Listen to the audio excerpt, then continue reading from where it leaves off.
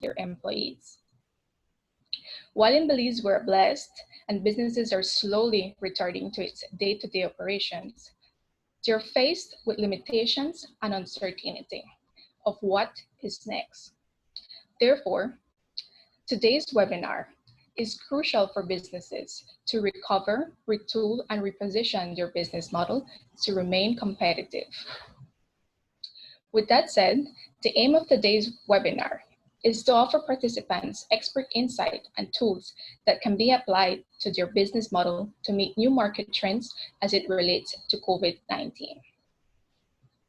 This initiative is also aimed towards creating a network to strengthen the entrepreneurial ecosystem in Belize. Now that I've spoke a little bit about the background, we'll be going into the agenda. I'll briefly go over the agenda and we'll get started to today's webinar.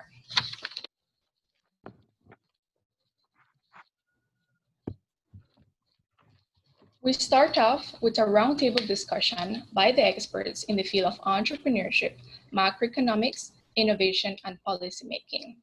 After each panelist have shared their insights, we'll proceed to a question and answer segment. Therefore, I'm asking our participants if they are interested in any particular question or have any comments or feedback that you would want to receive from each panelist to send us a message in our chat bar.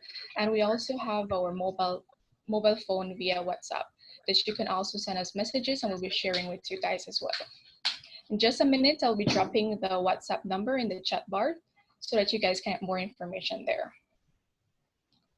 So after we have answered the questions in the question and answer segment, we'll proceed with a presentation on reengineering your business model to meet new market demands.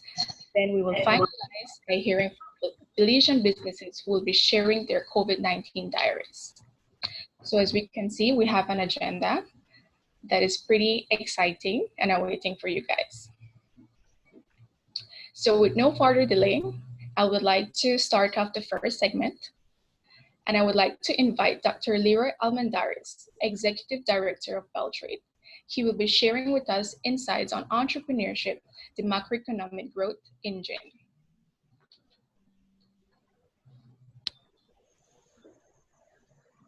Good morning, and thank you very much for the introduction, Sarita. And I think part of it indicates you should introduce your organization. And so what I will simply say here is that this webinar is being hosted by the Small Business Development Center. And so the credit here is given to Ms. Monique Kosha and her team, including our moderator there, Ms. Sarita Bejarano. But BELTRAIDE, as you know, is one of these multinational in its own way, because it deals with export promotion, investment promotion, and we also have the mandate for training and employment as well. That is meeting skill needs. And in this case, so many needs are being created by COVID-19. What I prepared are some brief notes on a presentation here. We also did a survey, so within the 10 minutes, I'll try to share my screen to show the output that we have done through analysis so far. It's quite interesting in terms of the number of respondents, many of them being MSMEs, even though we targeted all industries, or as many as we can. So if we can advance the slide.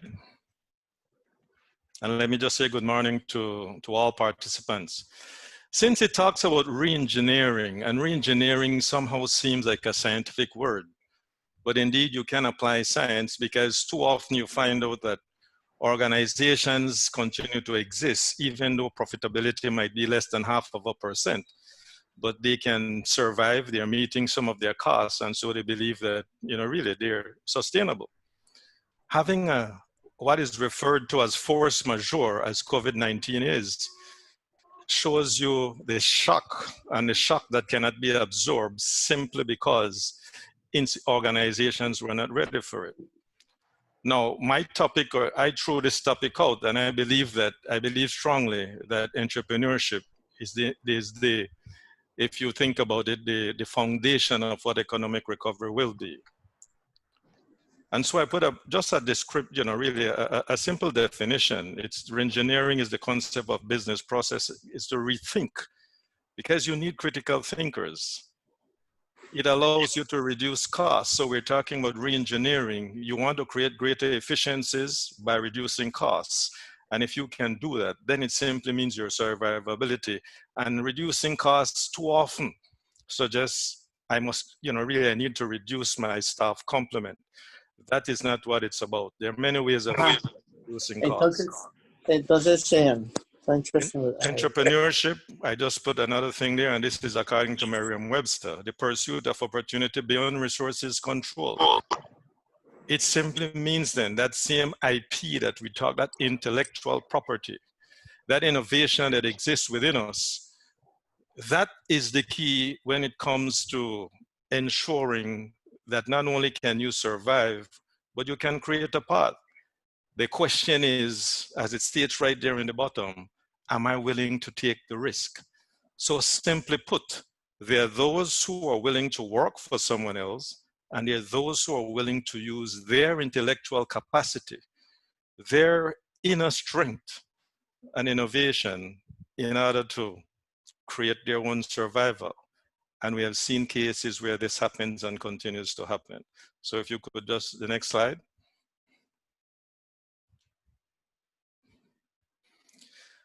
Now, these, I put some pointers there, but you know, as a start, I don't believe in reading off things. And I used to tell my students, if you read it to me, then you don't need to tell me about it, as I can read myself.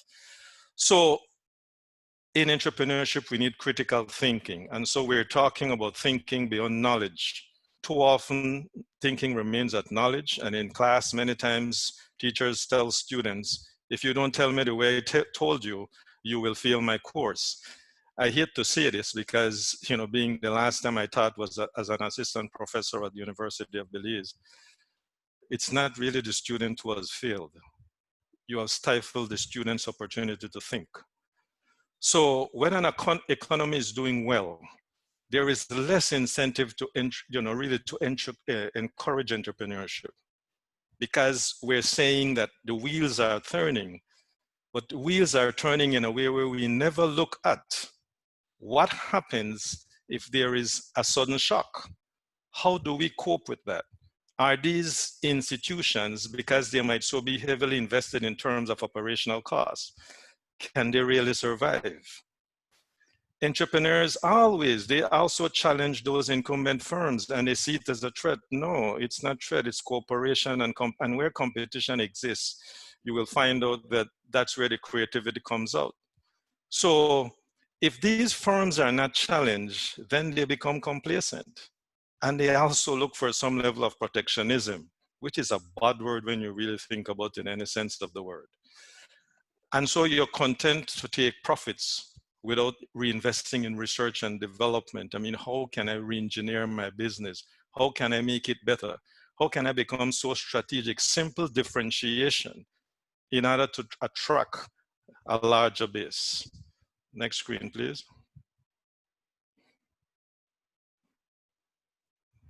Next slide. Oh, she said, say this, they have delay. If you can advance the slide. Okay, so Slide. so we also hear, no, the previous one, you're going too fast now. Previous slide. All right, right there. No, you find out that the stagnating firms are the first to suffer. For example, I don't know. Some people need to really mute their mics. The situation here is many times we find out that firms are stagnating, but the firms are stagnating, and so therefore, you know, you hear about rather than again re-engineering, and we have seen this. We have seen during COVID-19, and we'll just show this in here, where small and medium enterprises redirected not only their energies, but their resources. And they're surviving because they're meeting the needs of COVID-19, or created by COVID-19, created by the pandemic. And there are many more that, for example, We were importing masks. Yes, the N95 are for those who work in, in the health sector, those who need it at the hospitals, the nurses and doctors. We don't need that. So we have seen hand sanitizers being created. We have seen, we have seen masks. We have seen other things, even testing boots, for example. Who would have thought about producing testing boots? It was a demand that was created. So think about entrepreneurs not only when the economy is good. In fact, we tend to think they're non-existent when the economy is good, and that is really a situation that creates a situation where we don't fully understand. They create in Central America, they create over 90% of employment. They contribute to over 70% of the gross domestic product, so they must be important. When we hear about downsizing, entrepreneurs will hardly do that. Many of them are mom and pop, they're micro, they're small, they're medium. So it's important that we focus on human capital, developing novel products, and of course, create new job opportunities. I always believe in that saying, create a part where none existed before. Because once you create that part and find a niche, that's your market. That's your market. Your innovation creates your own market. That happens with entrepreneurship. Next slide, please. No, there are 7 ways that entrepreneurship is seen as some, in terms of upward mobility. 1, they invest in products and services that people need. They create new businesses in response to unmet needs. There's an opportunity to provide a product or service that is not currently in existence. They provide employment opportunities, so they create jobs. Every time an entrepreneur decides to go on their own, they create jobs. So next slide. Next slide, please.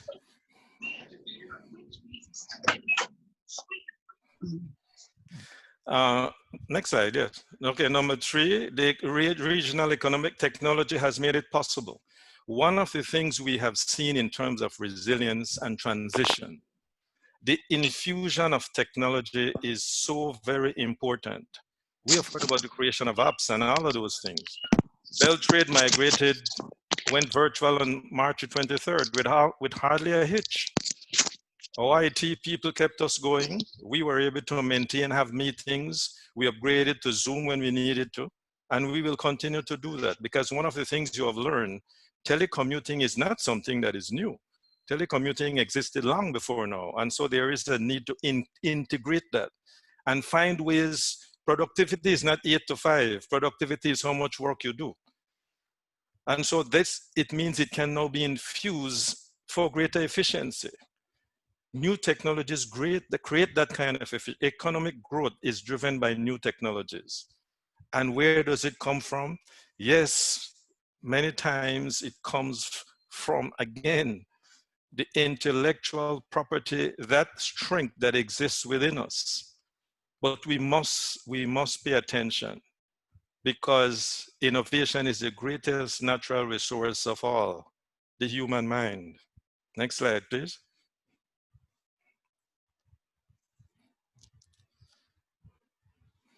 Next slide. Okay, it addresses environmental challenges. I was surprised recently when you hear about entrepreneurship when you talk about climate change. It exists. It's crucial. It addresses environmental challenges. It impacts socioeconomic objectives. Take some poverty-stricken areas. Go in there, meet with young people. And I see my friend Karim Berhes in here. I think I saw him here. I have seen how innovative he has become. Fierce.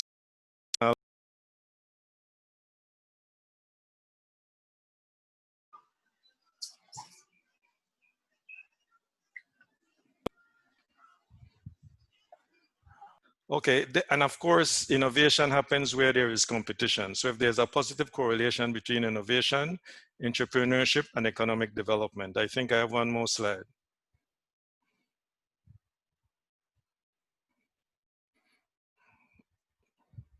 So in conclusion, entrepreneurs are the fresh blood that keeps economies healthy. And even when, some individual firms, if entrepreneurs are consistent and encouraged in bad economic times as well as good, and then all businesses are kept on their toes and motivated to work continuously. And I just wanted to quickly share something, moderator. Oh.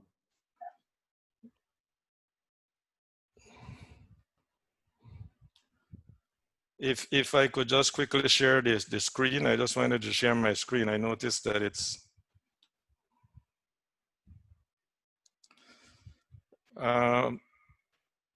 Sarita, could you just change that so that I can quickly just share the screen? We just put out a survey from BELTRAIDE. Huh?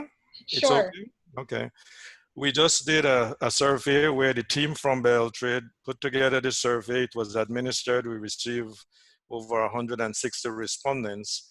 And Hero Balani, our manager for investment generation, shared just the preliminary results with me. It says the screen is disabled. Sharing is disabled. Just a minute, let me cross check that.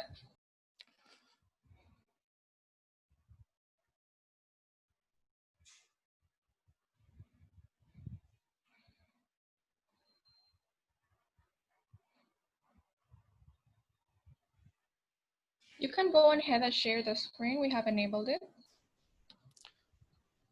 Okay.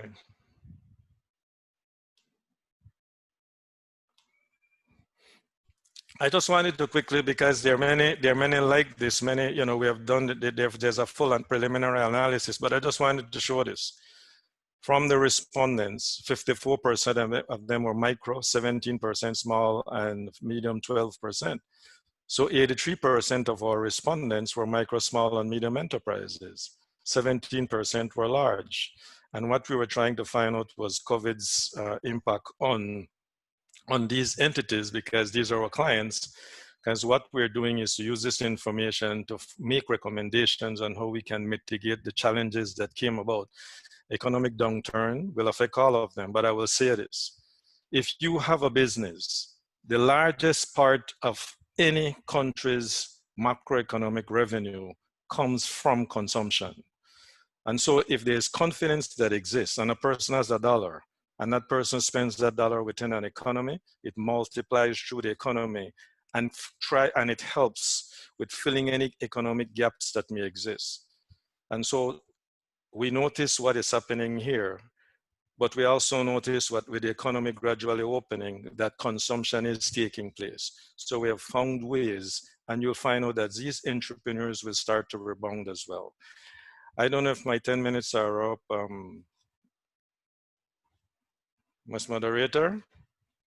Yes, Edie, we're just reaching the 10 minutes. So okay, so I can quickly say then that I want to thank you very much. We still have more information, and if you have any questions, I guess as the moderator said, you can ask your questions. I want to say good morning to the other panelists as well. And thank you again very much for inviting me, Monique. And thanks again, Sarita. thank you to Dr. Almendarez for those insightful overviews on entrepreneurship and its contribution to economic growth of Belize.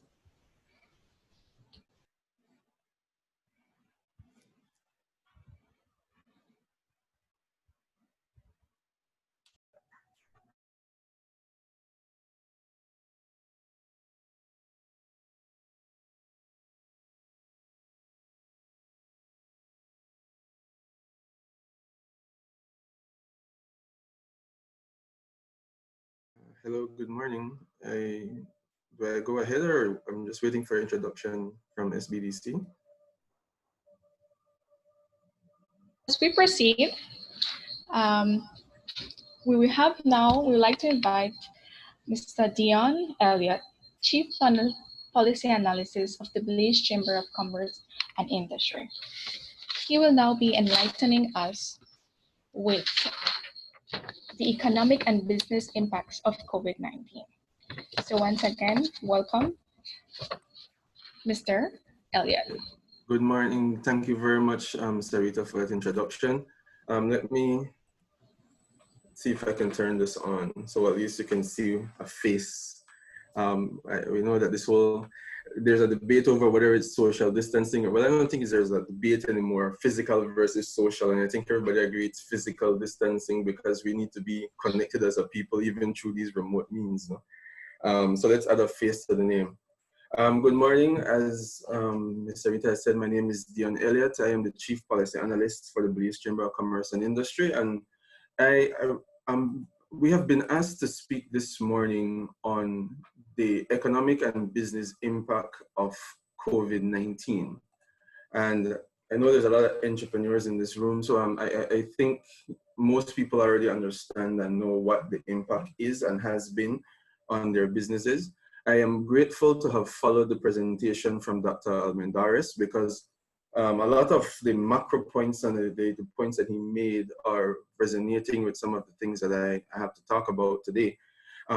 One of the things, morning, Lorcia, one of the things that I want to start off with, and Dr. Almendares somewhat touched on it already, is when we think about the business, because we talk economic and business impact, first of all, let's understand who makes up the economy and who are these businesses that we're talking about.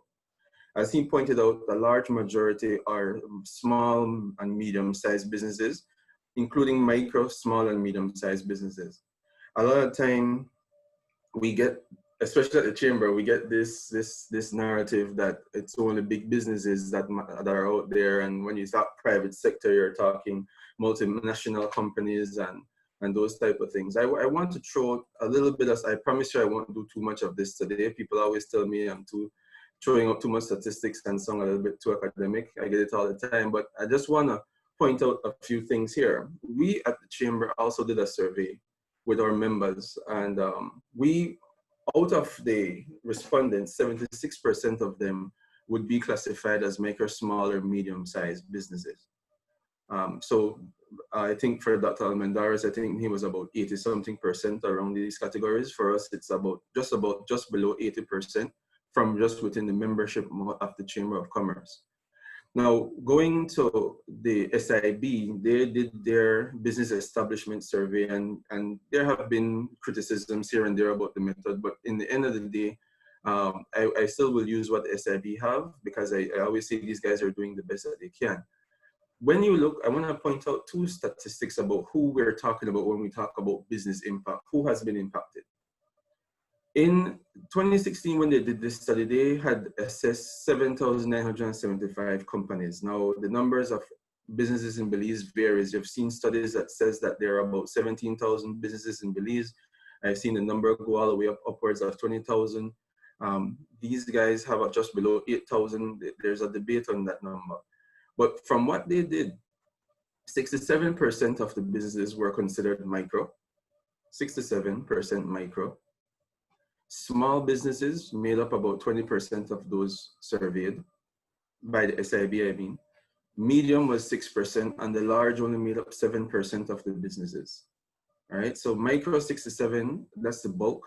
So a lot of micro businesses are the ones that, and as Dr. Almendares pointed out, they're the ones that drive most of the employment and contribute significantly to the economic, the GDP of Belize. One other statistic is that when it comes to ownership, according to, again, to the SIB information, for the companies that have 100% local ownership, that makes up 92% of the businesses that they had surveyed. Minority foreign ownership is 5%, and majority foreign ownership only accounts for 3% according to their statistic. So I just wanted to start with putting this in perspective. We're talking about who is being impacted. One of the things that we try to do here at the Chamber is to remove this misconception that when we talk business, you're talking the big billionaire, Bill Gates type, or the big Bloomberg type. No, we're talking regular Joe and Jane who started a business to try and help to look out for their family, or to look out for their kids, or just their community.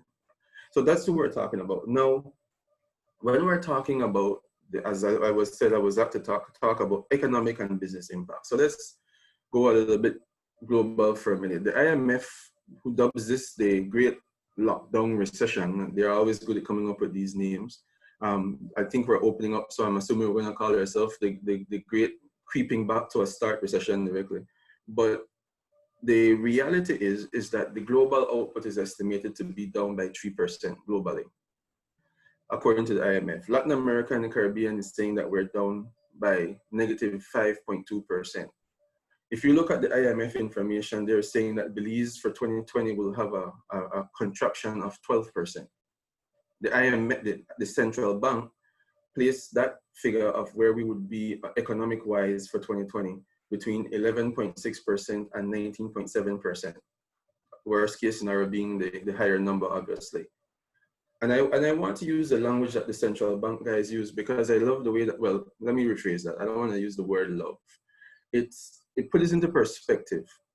When the guys at central bank tells you, if we realize an economic contraction of 19.7% in real terms, that's taking us back to a real GDP that we once saw back in 2007. So that is the economic impact that we have to look at. That is what we're talking about. Now, of course, everybody is saying 2021, we should be seeing some type of recovery. And indeed, we're hoping for that. We're hoping as we reopen, we start seeing some alleviation of some of these numbers. Because whether you look at the central bank's worst case, 19.7, whether you look at the IMF's 12%, none of those numbers are something that should make us feel comfortable. We're now juggling between the best of worst case and the best of the worst type of thing, if that statements make any sense. So that is the macroeconomic picture that we're looking at. We're looking potentially, we're in a recession. We have been since the second quarter last year, and we're continuing into this. Aside from the COVID-19 related impacts, we are also dealing with other matters. We're dealing with the drought. We're dealing with some crop diseases in agriculture that have been around for a couple of years. We're now talking about hurricane season approaching us. And I heard Dr. Almendaris use a phrase that I hope everybody caught on to, because it's something that I've been advising my board here at the chamber to look into, something that we have written papers on, and we're pushing for it as part of our core agenda in terms of talking about economic resilience. And economic resilience really covers, in a generalist sense, 3 domains. How vulnerable are you to external shocks? How are you able to absorb those shocks? And how quick you're able to recover from those shocks. Now, some economists would argue that vulnerability is out of the policymaker's control. You can't control vulnerability because you can't change where you're located in terms of being in a hurricane belt, or you can't easily change the fact that you're a highly open economy or that your exports are highly concentrated. Some of these things are outside these are too long term to be saying that you have control over them right now in the short term.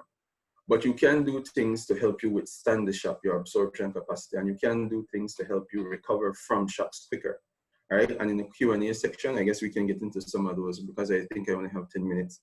And that's part of, so I have to make sure that I don't offend the time, right? But bringing it closer even to home, when you talk about the impact on the businesses, from our own analysis with our members, and again, it resonates with something that Dr. Almendaris said earlier. While I just laid out for you who is the business, which are predominantly micro, small, and medium, and majority of them in our case are locally owned people, Belizeans, you and me. And I've just laid out for you the global scenario where globally we're looking at a 3% downturn, and for our own economy here, IMF is telling us we're down by 12. The central bank worst case is saying that we could be down as high as 19.7. Then you look at what our local economy or businesses have been experiencing here. In our survey, we asked our members, what are your projected losses for this year? And we asked them, okay, any of you are expecting to lose less than 5%? To that question, only 6% said yes. Only 6% are saying that they will expect to lose revenue of less than 5%. Only 1% says that they will be losing money somewhere between 5 and 10% relative to where they were last year.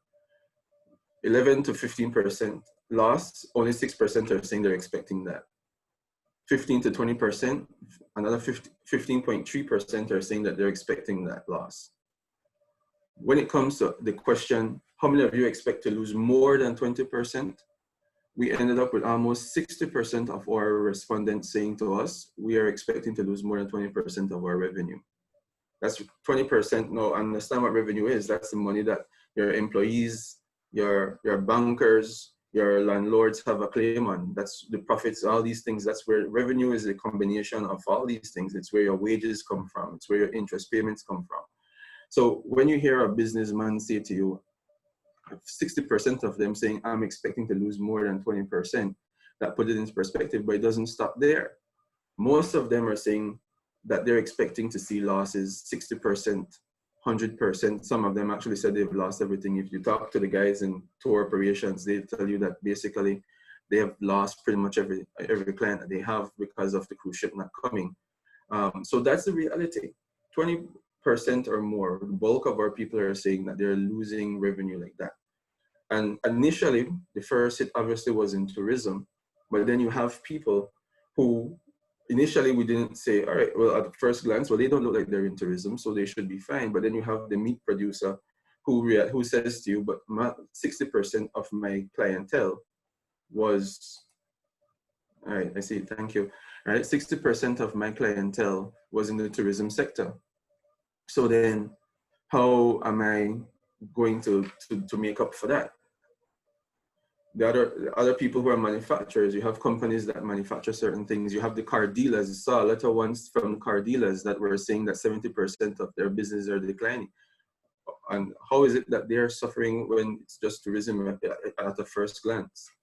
So in terms of the impact, there have been a serious impact on the business sector. And the last point I want to make here is, again, reiterating what was said before. When you paint that picture that I've just laid out, only 15.5% of the respondents said that they permanently sent people home. So all that I just laid out, only 15.5% of the respondents have said, you know what, I actually sent home people permanently. The rest of the respondents, the majority are saying they either temporarily reduced their staffing temporarily.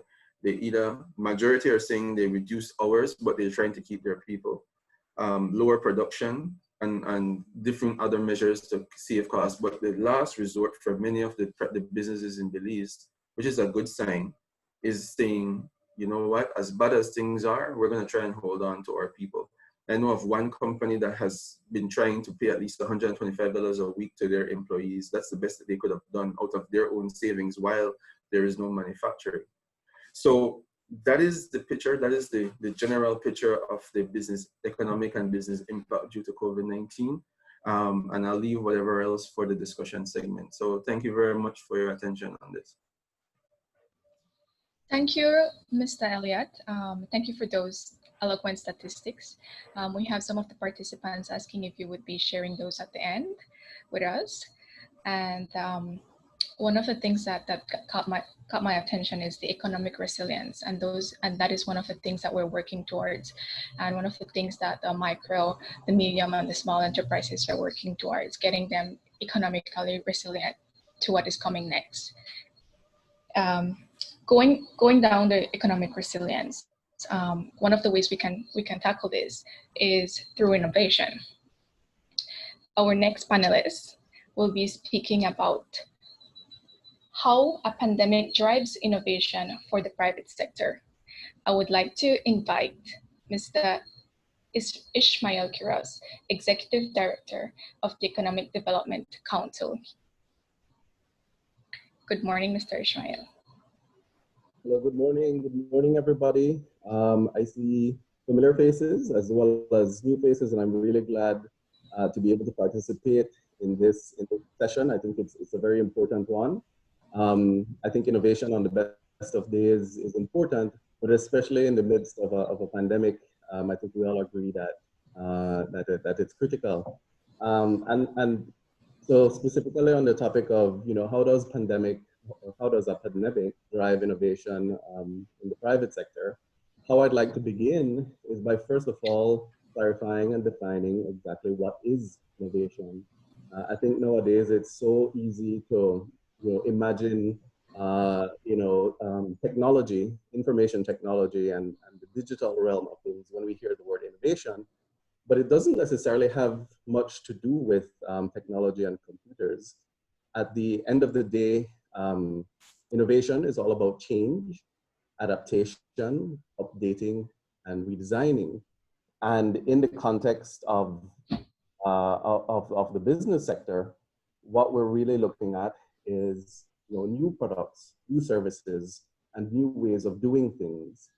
And that's what it comes down to. That's what innovation is about. It's about creating something new or identifying a new way of doing things that's better. And specifically in regard to products and services, what we really need to be doing is looking at the product or service that we're producing now as small businesses and asking ourselves the question of whether it's really what customers want, what is whether it's satisfying the customer's needs, is it what they're actually demanding, what's the feedback like, are they completely happy, or are there complaints, customer complaints? Very importantly, it's important to ask our customers for feedback in the first place. And so looking at our product and services is critical in order that we change, adapt, update, and redesign. And why is this necessary? It's basically because our product and service needs to be fantastic. We have to be able to really deliver something good, in terms of what the customer wants.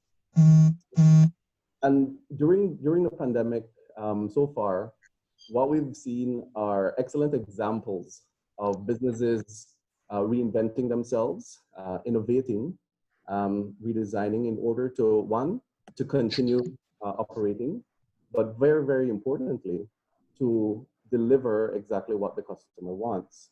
And so we've seen things like, printing companies shifting what they primarily focus on to printing face masks, to customize. It contributes to the branding of a small business, and especially for a small business, that's important. And so, there's also the example of restaurants. Instead of selling individual food portions, why not offer bulk food, and in that way you might even be able to increase your sales because you're selling more and adjusting your price accordingly.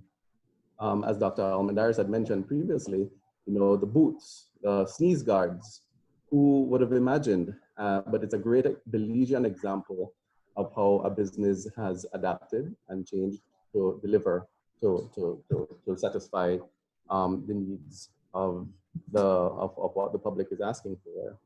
We've also seen, travelers shifting their production to hand sanitizers, and so that's quite an interesting phenomenon to notice. And so it's important to look at your product and service and figure out how to give your customer the best that they need. And what's also very important, to look at your delivery channels and ask yourself the question: are your customers actually able to access your services? Or is it that there's a bottleneck in you getting your customers what you have to offer? Maybe it's not available in stores. Maybe during the lockdown, people are confined to their homes. And so how do you actually continue to sell? And so delivery channels and figuring out how to change and redesign that, it is critical, especially in a situation where people are restricted in their movement. And so we have the rise, the uptake of things involving e-commerce, online shopping apps, pickup and delivery services in Belize. And I'll tell you, I'm really excited about being able to order my groceries via WhatsApp and have it delivered. And I'm looking forward to, when things are better, that this service actually continues. I imagine that it's actually helping the business, the grocery store, to reduce a lot of what the time that they spend stocking shelves. And so it might be an even better way of doing things. We've all seen the promotional packages being offered by resorts now that things are opening up for local tourism in Belize. And so digital marketing is another delivery channel that I think is critical. Instagram and Facebook is the way to go. And then on the matter of promotional packages, you know, this is something that I think, you know, is something very interesting for businesses to think about. You know, coupling it with other products and services could be quite attractive. And so a farmer could bundle, you know, a basket of fresh produce instead of sitting by the roadside and selling just tomatoes, and figuring out how to get it to customers. And there are delivery services that are doing that now. And so the redesigning goods, services, and delivery channels is also important, but we also need to look at how we are actually producing. We have to substitute inputs. And so instead of, for example, depending on imported beads, you know, what we can do is look at local seeds that we can source locally and make jewelry from those. So it's about looking at all of those things that need to, for ways in which we need to change. The truth is that in the best of times, we need to be innovating. We need to be thinking about how to deliver the best product and service to customers. But especially in a pandemic, we have to do it more. And the reality is that opportunity is all around. It's knocking now. And what's necessary and important is that we're proactive in looking to innovate. Speed is important, as well as seeing the opportunities. And if not seeing it, creating it. Sometimes if opportunity does knock, we have to build a door and knock on it. And I think that's quite important. And I'd like to conclude with just a few words on the role of the private sector in driving innovation. Collaboration is key, and being open to collaboration. Small and large businesses can get together to redesign how they get goods to market. Example, you know, an example of this is a small company developing a trial product, you know, to run for a large company and seeing how it works. And if it's successful, maybe the big company buys that small company or gets their supply from the small company who's better able to deliver and change. So collaboration is key. There's also collaboration across different sectors. You know, small businesses can collaborate with app developers to develop a way to get their products to market, or to do the digital marketing, for example. And of course, public and private sector engagement is important. And we can see this where a town council collaborates with their farmers to figure out how best to comply with social distancing, for example, but still have market days. You know, what's next in terms of being very important, a very important role of the private sector is to encourage research and development, and having an openness for failure. You have to give things a try. We have to see what works. The next is, you know, at this time, you know, we've been locked and confined to our homes, and it's a perfect time to engage in education or to invest in education, developing a new skill. And so skill set development is important. And businesses can actually drive that by encouraging their employees to retrain, either online or, if possible, to do actual in-person trainings. And of course, investing, the way that we invest and source and raise capital is important. And this is one way in which the pandemic is driving innovation, because we're seeing the need to have capital for small businesses to try new things. But how do we raise the capital?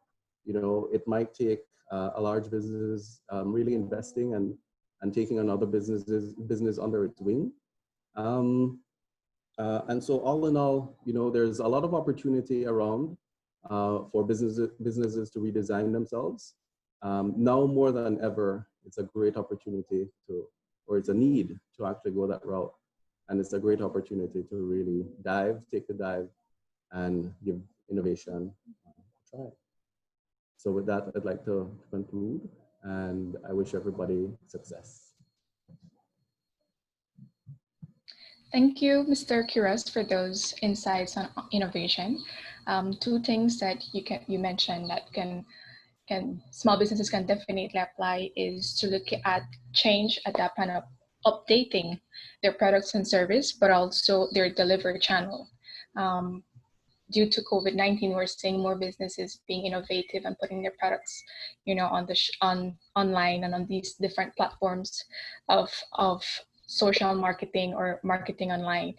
And we also will be having an invited guest along that will be sharing with us their platform. So it's exciting to see how what you're saying will actually be interpreted by a business here in Belize. So once again, thank you, Ishmael. So along the path of innovation, we also have, we'll also invite Dr. Sylvia Donnard. She's tuning all the way from Barbados. She is the Executive Director of Compete Caribbean. And she will be sharing with us innovation instruments, policies to support entrepreneurs and MSMEs in creating more valuable products. Welcome, Dr. Sylvia.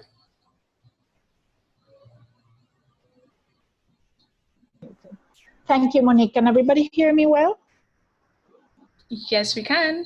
Okay, great. Thank you so much for having invited me. You know that we love working with BELTRAIDE, and I'm very happy to share this panel with Dr. Almendarez, Mr. Elliott, and Mr. Quiroz. No?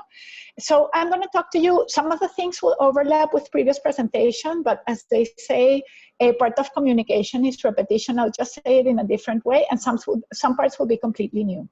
I'm going to make my presentation really short because I know that we're running out of time, and it's really focused on three things, kind of like what are the opportunities that COVID brings, and this is more seeing it from a point of view of like from a global perspective and what that can mean for Belize. The second one is what can firms do to increase their competitiveness or to pivot in this new situation, and the third one is what is the role for public policy. So first for the opportunities, no? So here I'm sharing with you some data about, you know, what's happening in the world. So even before COVID, you have COVID has brought about a severe disruption in supply chains all around the world. But even before COVID, we had data from the International Trade Center that said that CARICOM sources 94% of its cereals, 90% of its edible fruits and nuts, 90% of edible vegetables, 91% of sugar and sugar confectionery imports from the US.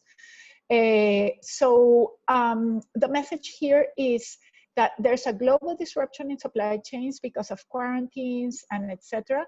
That even before that, you know, the region was importing heavily from the US, and it was importing heavily in products where Belize has not only a comparative advantage, but a competitive advantage. Because if one goes to trademap.org, you can see that Belize, the exports from Belize are precisely these products that are being imported from the US. So this is a very big opportunity for Belize producers to see whether they can sell their products to other parts of CARICOM.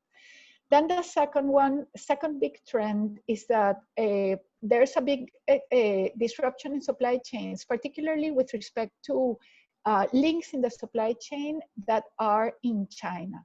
And that disruption started even before COVID, because when the US and China started their trade war, the US was already thinking about how to move certain investments out of China. Because Belize is so close to the US, speaks English, etc. This is a great opportunity for Belize as well. As companies are reconstructing their supply chains, what is that Belize can offer, and in particular to US supply chains in this instance. And then the third opportunity under COVID is the areas that have a large demand that are growing so that countries can fight the COVID situation. And Dr. Almendarez, Ishmael referred to a few of innovations in Belize to respond to the health crisis in protective gear, sanitation lotions and so on. But many more may be required, like ventilators, respirators, as businesses move to teleworking, and it's foreseen that this will be here to stay. You know, what kind of IT products will businesses need to continue to be able to telework? And in this case, you know, we've all seen the big kind of like discussion in the media about education and how primary schools, secondary schools are affected, universities and so on. Everything related to technology and education will have a huge demand. FinTech, so technology related to financial ways of transacting, paying, etc., will have a huge demand. And logistics services. Ishmael referred a lot to this in his presentation. I mean, logistics is going to reign. It was already a very important factor before COVID. It's going to reign under the new normality, because the new normality, what's foreseen for the world, is a stop and go until a vaccine or a cure is found. So now let's go to the third slide. You know, what are the kinds of innovation that private firms can try to undertake in order to respond or to pivot to this new normality, no? The COVID normality. And Ishmael went over many of them. He necessarily didn't call them like that, but I've categorized them, you know, into product, process, organization, and marketing, right? And what I really want you to also internalize is that we were already in the world in a process of disruptive innovation, given the digital technologies that have taken over our life in many ways, right? And this doesn't mean, as Ishmael correctly said, that innovation necessarily means adopting technology. But these kinds of, can you go back please? These kinds of digital technology are very important if you want to pivot. Can you go back to the kinds of innovation in 4.0, please? You have to go back one slide. So, for example, just to go through each of them. So let's say a product innovation. How, you know, this is about enhanced products. So how can you improve your product? How can you upsell, you know, complementary products? What Ishmael talked about, like the bundle, the basket of vegetables, those are complementary products. Usually you see, for example, car rentals, selling insurance, those are examples of complementary products. But when you think about digital, you can also think about how can I make some parts of my operation become a digital product. So for example, if you're a person who is a cook, you may start, you know, an online recipe channel with a huge followership, or you may, for example, no? Or what products and services can you develop that are byproducts of your operation? So for example, you're a cosmetics, and this usually relies on data and knowing your customer really, really well. So let's say you're a cosmetics firm and you know really well what women want. Maybe you pair up with a shoe manufacturer because you think that both of you together can really like make a bundle that reaches the same woman. You share marketing and you know more or less what style of shoe they will buy because of cosmetics. That's an example. I think this is too long to go step by step, but the message here is, you know, businesses don't need to go to adopt each kind of like product, process, organizational, or marketing innovation. If you choose one, the one that is best for your sector, that will still put you a long way. A very important note in terms of process. Right now with COVID, process innovation in terms of adopting health protocols is going to be key. And that the logistics of everything is going to be super important. Not only now, that was a point that Ishmael also made, but also in the future. I did want to make like a few points, organizational. This issue about skills, if you're a business looking to innovate, try to bring skills that you don't have in your workforce. Try to bring skills about which you don't know anything about, but that you think can develop complementary goods or services for your organization. We work with a company out of Boston that maps how, like, labor markets in developed countries, and they have seen a trend where the most innovative businesses tend to hire people who have a set of skills completely outside of their expertise. And I did want to say that. Now let's go to the other one, because I think everything else was very amply covered by Ishmael. So here is where I really want to focus. So what are the policies from the public sector that can really support innovation? No? And, I used a design kind of like feature that PowerPoint has that in a minute makes these beautiful presentations, but I saw that some of the logic here was transposed. So I will lead you through the logic. So on the first row, this is really kind of like everything that should and could be done in the short term to help businesses through COVID and to help take advantage of the opportunities, either pivot their business models in response to COVID or take advantage of the digital opportunities that are coming because of COVID. No? So one is the digital transformation and retooling of business models, right? That takes expertise. It's not easy for a business to do. And we've seen that there are many governments that have, for example, put in place vouchers where businesses can go to service providers to help them retool themselves digitally, maybe for telework, to allow teleworking, to allow, like an interface that helps them connect to clients, etc., etc. Second, like really from a public sector perspective, try to elevate the availability of people with digital skills in the economies. And one very fast way to do this is through coding boot camps, which in the space of 3 months can produce many, many people that are adept at coding and even at issues like big data manipulation, which is super important, machine learning, etc. And then in terms of supply chains, like if these supply chains are reconfiguring, this is a moment to see what can we bring to Belize such that, it covers a gap in a supply chain that we already have and where an investor could make like a huge difference because he brings skills that are needed in this gap, for example. And Ishmael was alluding to collaboration between the private sector and the public and private sector. And this is a place where like this collaboration in building out supply chains and communication is very, very important. If the private sector can indicate to the public sector, look, there's a gap here. If we can attract a foreign investor to fill this gap, it will fill it quickly. And, the downstream ones can become so much more productive and export so much more. That's very, very important.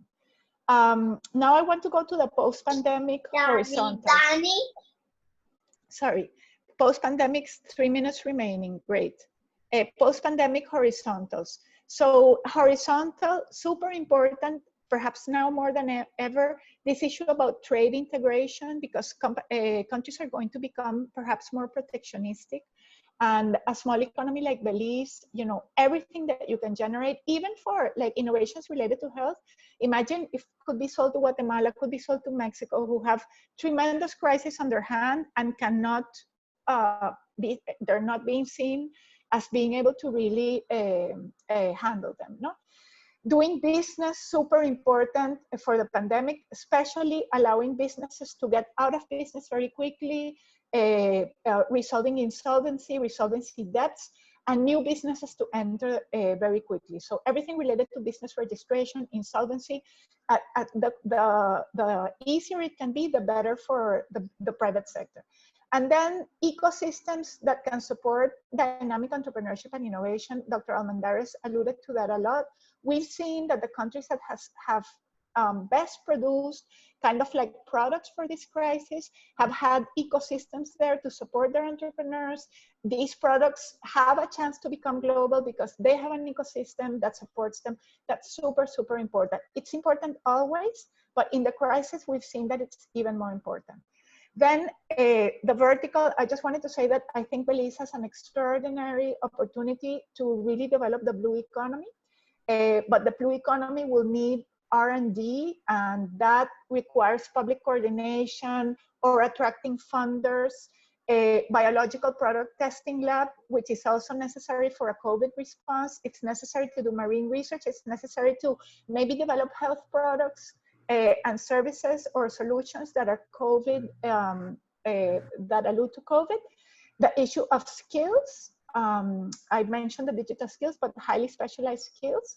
And then the public sector can always stimulate investment in a novel area by having some regulatory sandboxes. That's a space that where businesses can experiment and they're not held to the regulation that's held in the rest of the economy. That works very well for fintech, but it works very well for marine and blue economy related products as well. And that's it. I hope, bueno, that I didn't go too much over. Thank you, Dr. Sylvia. Thank you for those recommendations on how we can digitally transform, present tools for businesses and what's going on due to COVID-19. I like that you mentioned about the supply chain, because we need to start tapping not only in the Belize market, but also, international market, and take advantage of the groups that we're involved, especially CARICOM and so forth in the Caribbean. So thank you very much for those enlightening words. We will now proceed to the question and answer, and we will be sharing with you any further questions that our participants may have. Thank you.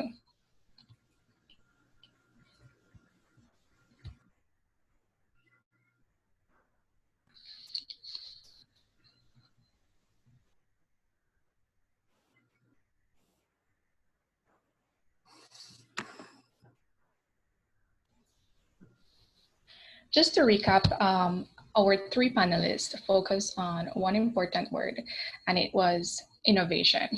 And our four panelists mentioned the importance of innovation during this period of COVID-19. How can we change, adapt, and update our product and services? Dr. Almendarez mentioned, the importance of the MSMEs to the economy of Belize. He mentioned that MSMEs, account for 90% of the employment in Belize. That's a huge number. Therefore, due to the importance, we need to adopt new tools, especially in these times of uncertainty. Mr. Elliott gave us some very interesting statistics and mentioning, what's the impact of COVID-19. And we heard a lot about economic resilience. And Ishmael did an excellent presentation introducing innovation and ways how we can innovate the private sector. And also we have Dr. Sylvia who went in a little bit in detail with the policy making in the area of innovation for the private sector. We'll now proceed to hear some of the questions that our participants may have. If you are a participant and you want to ask a question, you can raise your hand at the moment and we can unmute your screen and we can have you share your question or comment that you have at this moment.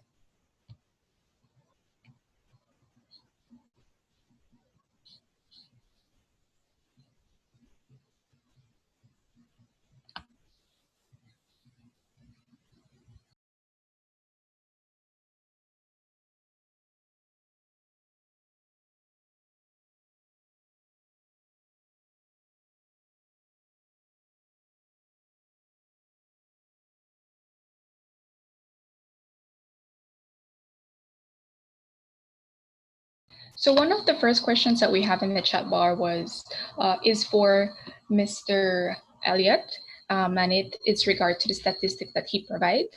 One of the participants want to know if these statistics will be shareable, or if they can have these reports via online on a website. Well, the establishment surveys from the SIB, and they do have it online, but certainly I can put them into a simple, a compressed presentation and then send to you, Sarita, and then you can forward on from there, if that's okay. Yeah, that's perfect. So we'll be sharing that with you at the end of the presentation, something brief, so that you guys can be able to access those. Thank you, Mr. Elliott. No problem.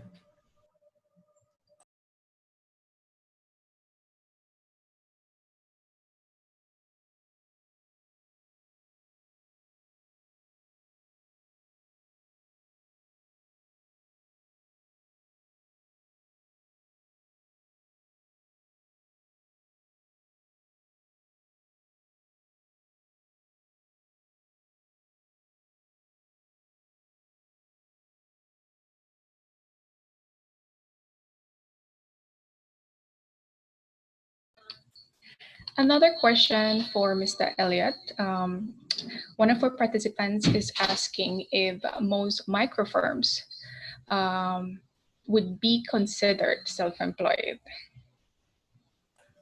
When you say self, there, when you look at the statistics coming from the SIB statistics, what they had defined as micro, well, let me say it this way. They had looked at ownership in terms of less than one or equal to one employee, would mean the person who owned the business themselves, or that person plus one other person.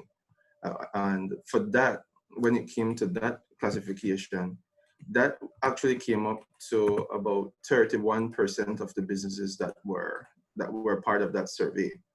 The general practice, at least from the headcount standpoint, will say, at least in terms of how we try to use information here, is that if you have less than 5 employees, you would be constituted somewhere in the range of micro. Now, of course, that's not a hard and fast rule, because as you go from jurisdiction to jurisdiction, the definition sometimes changes, especially using revenue and those type of things. But to that question, there is the category that says that less than or equal to one employee. And when you say one employee, is that the owner plus at least one other person that's working with him or her. All right, I hope that answered that particular question, or I hope I understood the question. Okay, thank you very much, Mr. Elliott. We have another question for Mr. Ishmael. And the question is, is there any recommendation you would provide to a mom and pop business that does not have access to any technology? You know, that's a very interesting and relevant question, because as much as we are told that we have, you know, broadband internet service, there is the question of uptake and accessibility, and a part of it might be that a mom and pop shop just doesn't know the technology, but all is not lost. I think there are especially young people out there who are really looking to create opportunities for themselves by providing such services to other businesses. And so what we can do is, you know, just find out who's out there who's interested in doing some aspect of technology. It could be the bookkeeping, it could be the digital marketing, it could be the coordination of the supply chain or sales.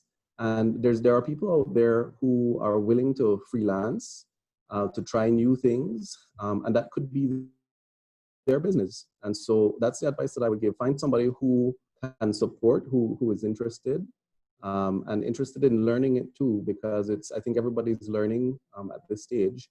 But you know, give somebody a chance to assist by reaching out and seeing who can support with the technology aspect of things. Thank you, Ishmael. So that goes back to one of the points you mentioned in your PowerPoint, collaboration, right? Joining, strategizing on, you know, who you can collaborate with. Mm-hmm. So we have one more question. No, actually we have two more questions here in our chat bar. And the first one is there any statistic that shows how Belizeans feel about technology and how quickly they are to adapt technology when an innovative service decides to digitalize a product? And it's based on technology and innovation. So I think the question is directed to Mr. Quiroz or Dr. Sylvia. If anyone wants to contribute, or both of you want to give some feedback on that. Sure. No, thanks. Thanks, Sarita. Again, very, very important question. You know, these days we I think realize that we all need to be embracing new ways of doing things, and that includes using technology. But we do have to ask the question, how do people actually feel about it? I'm not aware of any study that or survey, but it's something that I think could be very easily designed on SurveyMonkey to kind of gauge how people actually feel about technology. Is it that people are afraid? Is it that people don't trust? Is it that it's too costly to actually, get broadband service? One of the things that we're working on together with BELTRAIDE is an innovation project that is geared towards having boot camps to expand the base of people who are exposed to innovation. And a part of it is technology. What we're hoping is to really make more and more people aware of what's possible and to not be afraid. So I think it's a very interesting opportunity to do a survey indeed. And it's something that we do need to figure out to be able to have more people take up innovation and technology. Thank you, Ishmael. That is something we can definitely work on here. If I may just add to Sarita, if I may, I know you say pose Sure. a question to, but if you, I looked at a survey recently. I wrote a piece on economic resilience, and believe it or not, as Dion was saying, I mean, when you look at resilience and what it really means, it basically means survivability or surviving, during these kinds of challenges. And I just took a quick look at applications because people have made that, and I think the previous question also asked the same thing. How do we make that transition? And if you look at the number of applications, for example, that are now downloaded, because that is an infusion of the use of technology. Many times people believe that if you buy the laptop, that's the technology. The laptop by itself can't do anything. And so when you look at from Zoom and some of the others and Microsoft Teams and everything else, so people are now using these applications. But Ishmael mentioned something that's very important. When the transition took place because of social distancing and everything in Belize, the converse side of that is the bandwidth available in order to sustain everybody now making that transition. And so what has to happen here, a demand was created for those who offer those kinds of services.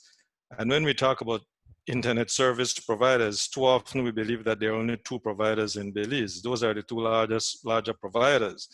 But you do have small internet service providers as well. But what will be required is to expand bandwidth because greater efficiencies will allow for people to do business. Remember, even during this time, we're not only domestically focused. We still, for example, at BELTRAIDE, still have to engage our international partners. And so having access to that will make it very, very important. For example, why are we having this meeting this way? I mean, Ishmael and I could have been sitting in the same room.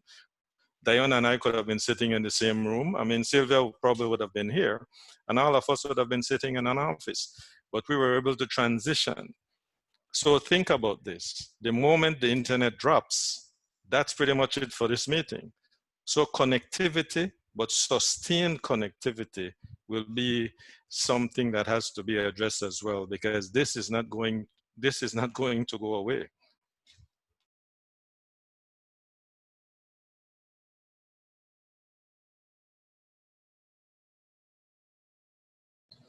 Thank you, Dr. Leroy, for the answer to the question and the importance of technology and actually how we go about.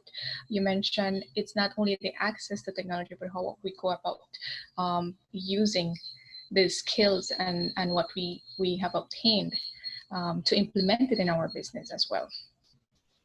We have a final question from Ms. Martin Lee. She's asking what are suggestions to get Belizeans to ride with the innovation wave? And that question is for any panelist who would like to answer it. It's not directed to any particular panelist. If I may, you know, and then I'll Sure. just jump in since, and then of course we can all jump in. But this is the way I see it. If you chose not to jump in, and if you're standing at the banks, whether or not deciding whether or not the innovation river is too deep, and you never jump, what will happen is that others will plunge. And so it's important for us to understand that during this time, as we had mentioned, how those have transitioned so quickly. This, for example, I just want to take this, and it happens to be by me. I don't know if it can be seen. This was innovative. Simply, travelers use, they were producing alcohol, and so look at what they did. This is hand sanitizer, but of course the disclaimer is don't drink it, because that is one of the things that, you know, that was put out there. So in terms of innovation and finding new ways, I mean, I think all of us mentioned R&D. Research and development is important. But of course, at this time, while you're doing R&D, you might, you know, others are taking plunges and also, you know, continue to innovate and to create. I think it was also mentioned by Ishmael and Sylvia as well. Look at how people have found ways. I remember even before COVID-19, people were using this thing, I forgot what it is, Vistro, I think it is. You could click on it, order the food, and they might even deliver. There are many people who have now found new ways, because it has to be transformational. It has to be a change. Here is where we're talking about adaptive management. And that is why many will survive, but here innovation also requires taking risk and taking plunges. But it must be that it's properly assessed, because if it's not mitigated, make sure that when you think you're jumping in the river, you don't jump on the bank of the river, because that could be harmful. If I may just jump in, I mean, complementary to Dr. Almendarez's interventions, I think a role that the public sector can play to stimulate Belizeans to ride the innovation wave is in issues related to communication. So kind of like highlight the cases of business innovation that are intriguing, that are successful. And I think, you know, making a role model out of those examples makes people feel that it is appreciated, that it has a social standing as well. And it also gives them ideas about what to do.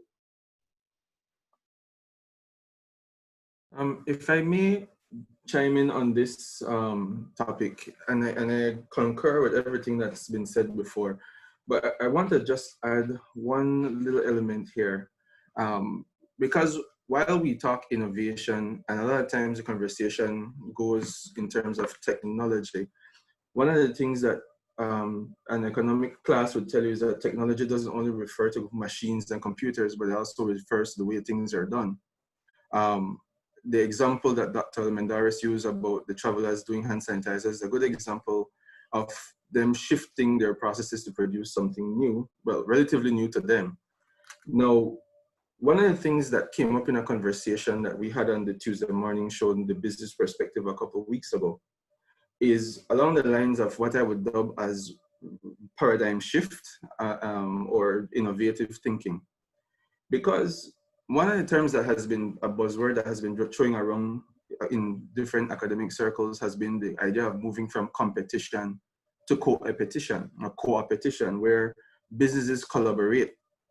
And COVID-19 is creating some new normals that are forcing different, innovative, whatever word you want to use, kind of thinking. I sat on a show and I listened to one of the managers at CPBL, Citrus Products of Belize Limited, talking to a representative from the Mennonite community. CPBL produces orange juice and concentrate. We had had a surplus of milk that everybody saw in the news. We were complaining about how the milk was wasted. Everybody knows the background story with that. And of course, the conversation comes up about what can we do with the milk that we have. And along the conversation between these two relatively separate businessmen, separate industries, one was saying, well, listen, at CPBL, I have the facility to, with a little bit of tweaking, to produce the equivalent of what we import as in terms of Lala milk.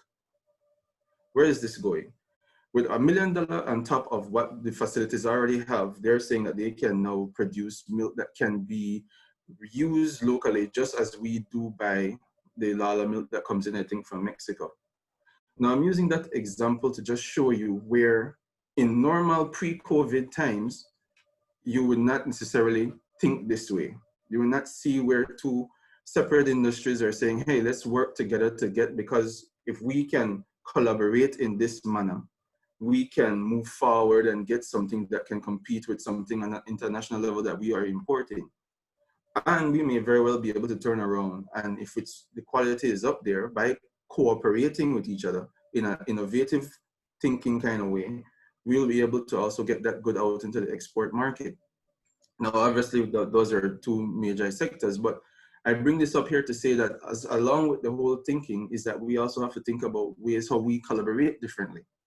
I see Lorcia on the call. Lorcia, maybe there's another company out there that you guys can work together that helps to through this time that we're in, that moves your company forward in leaps and bounds. And that's what this COVID-19 is doing. It's forcing innovation, yes, in technology, but I think it also forces new way of thinking about how we approach business. I just wanted to add that little part there. Thank you, Mr. Elliott, and our four panelists. They did an excellent presentation explaining the impacts, the importance of innovation, and the importance also of the MSME sector in Belize. Also, they were very detailed in giving us particular examples that I know most of our participants will be able to apply to their businesses or somehow relate. And also a very important word that Mr. Elliott and I think four panelists mentioned is cooperation and coming together the private sector to come up with new ways of delivering products in an innovative way and to adapt to the changes that we have due to COVID-19. So thank you again. Thank you again for your presentation and to be part of this panel. Thank you, Sarita.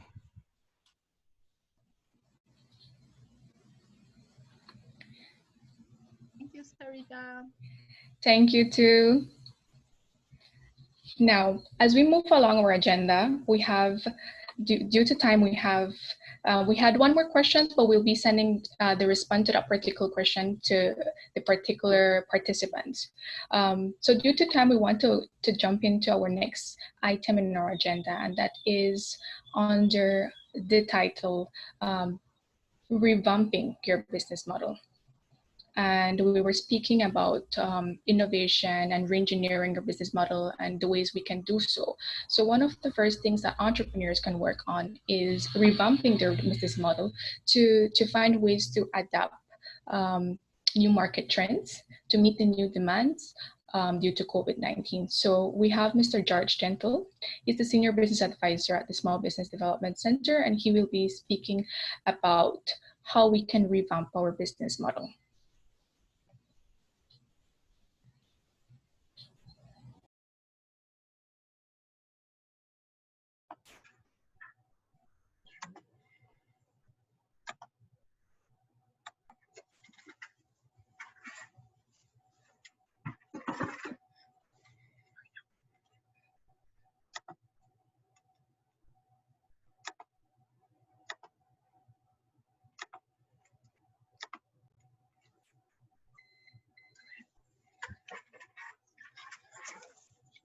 Hi, good morning, everyone. My name again is George Gentle, and I'm one of the senior business advisors at SBDCBelize. I would like to start by sharing a condensed overview of the business model that most of us are acquainted with. But for the benefit of the ones who this might be a new methodology, I'm quite sure that you will find this as a very insightful video. So I'll start off by just playing this quick video on the business model.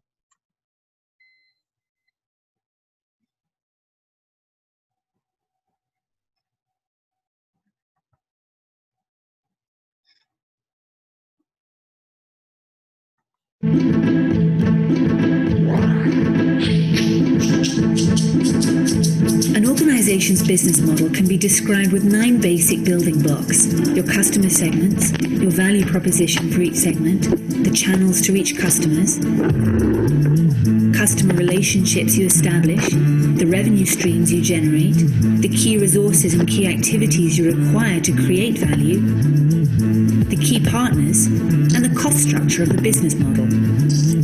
But it's not sufficient to just enumerate the 9 building blocks. What you really want to do is to map them out on a pre-structured canvas. This is what we call the business model canvas, a tool that helps you map, discuss, design, and invent new business models. Let's briefly go through the 9 building blocks, starting with the customer segments. These are all the people or organizations for which you're creating value. This includes simple users and paying customers. For each segment, you have a specific value proposition. These are the bundles of products and services that create value for your customers. The channels describe through which touch points you're interacting with customers and delivering value.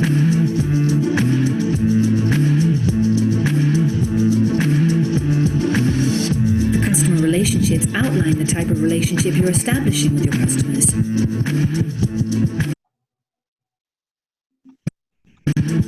The revenue streams make clear how and through which pricing mechanisms your business model is capturing value.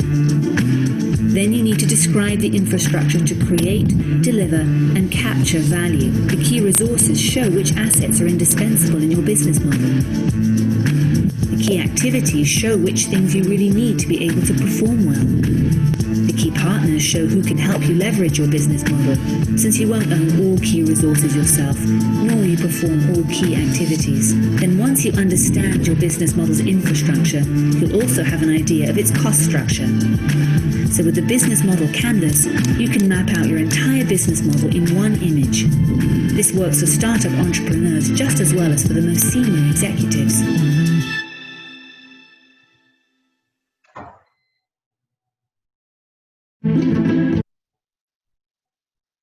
Okay, good morning again. And as mentioned, I'm quite sure that this might just have been a recap for many of you. But for the ones who this is a new model, I'm quite sure also that you found this very insightful. The ones who probably have seen this in the past, I mean, have already been using or implementing this in your business over the past years. Nevertheless, recently we have been hit with a curveball that came out of nowhere. In a matter of weeks, there was a shift of what seemed as a regular day of business to one where the demands and the needs on business environment have all changed.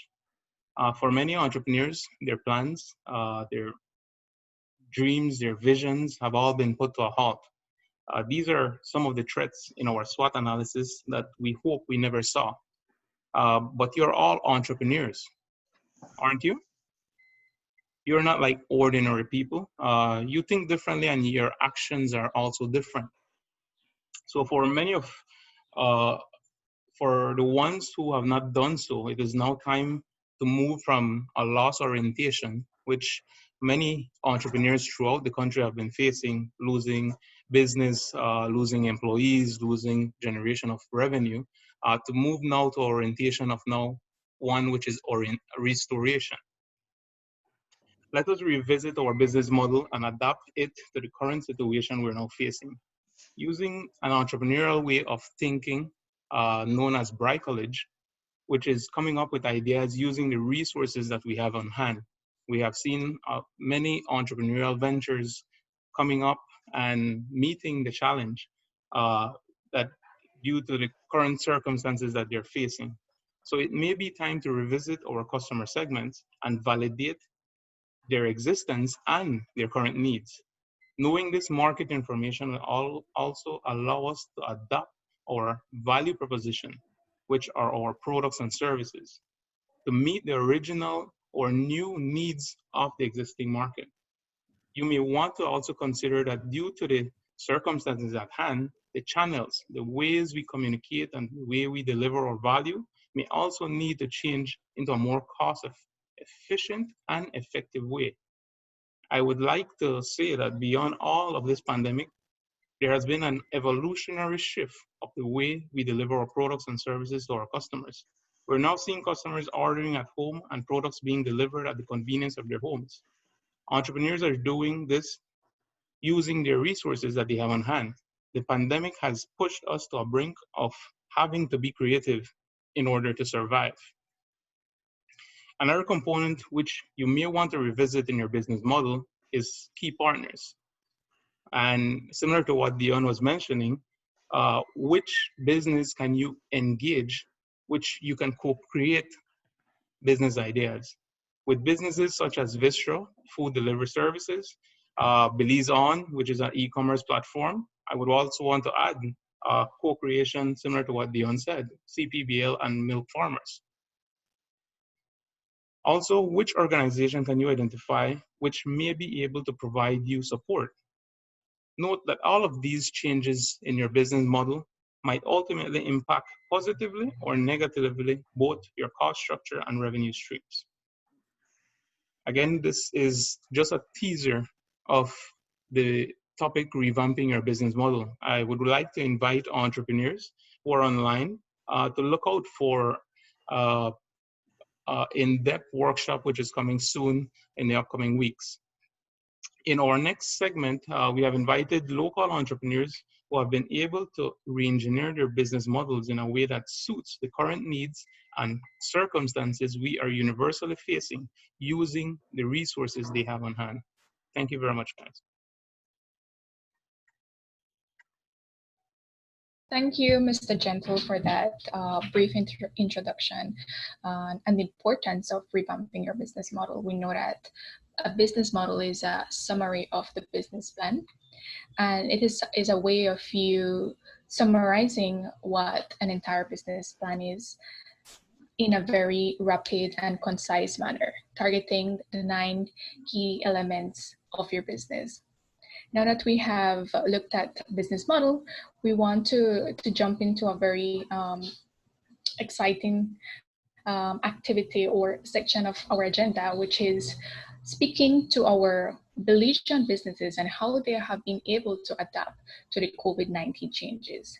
And the segment is entitled BelizeON Business, the COVID Diaries, because, you know, we want to make it a very interacting presentation for them to let us share their experiences that they have had during this COVID-19. So our first speaker is Lurcia Moore. She's the owner of Naturally Belize Coconut Products. Lurcia, welcome. Hi, good morning.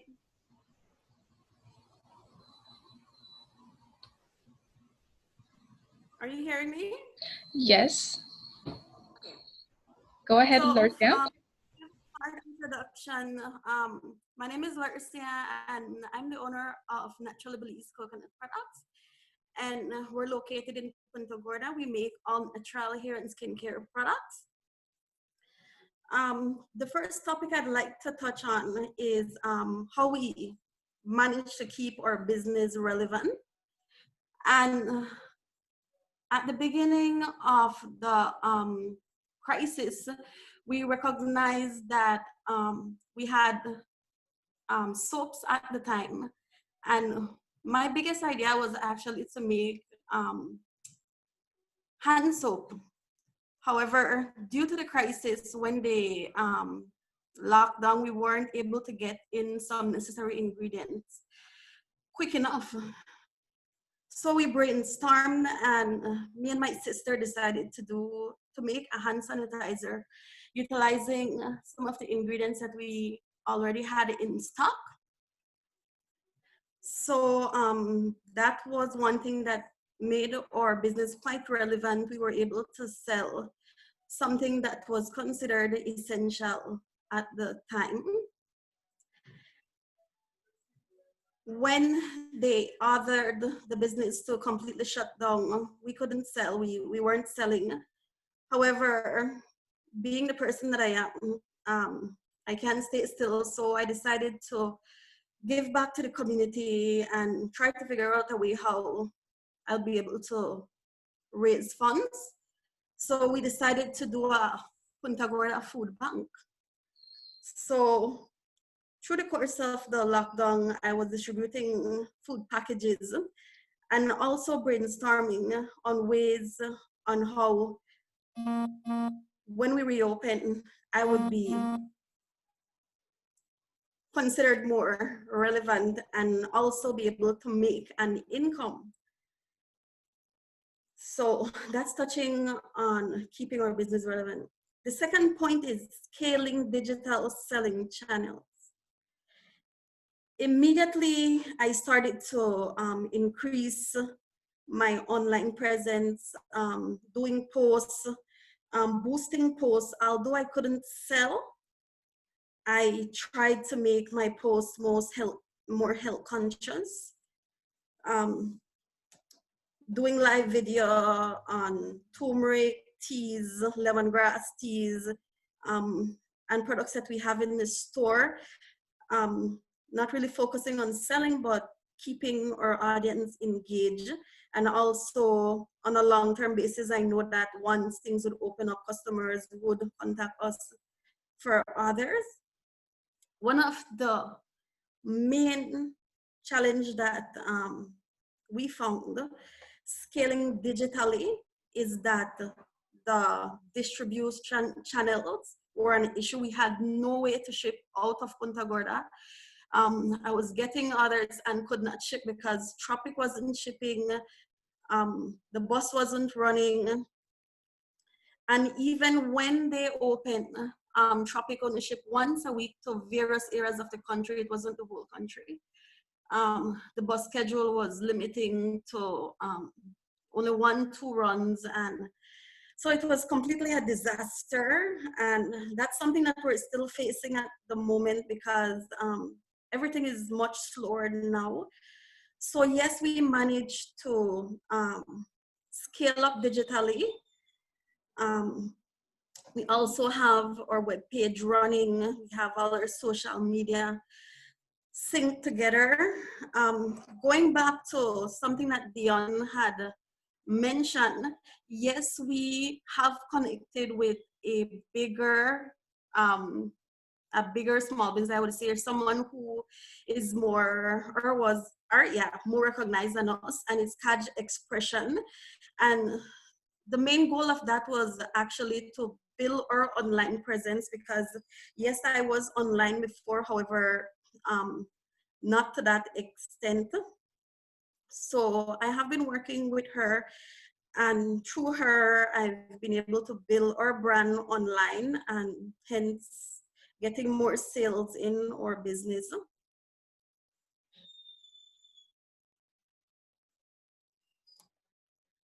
Going on to the third point, support needed to reach international clients. So for us, the support that we would need right now from SBDC is to reach international client. And fortunately for us, this was an issue that we had known before the COVID-19. I do have international clients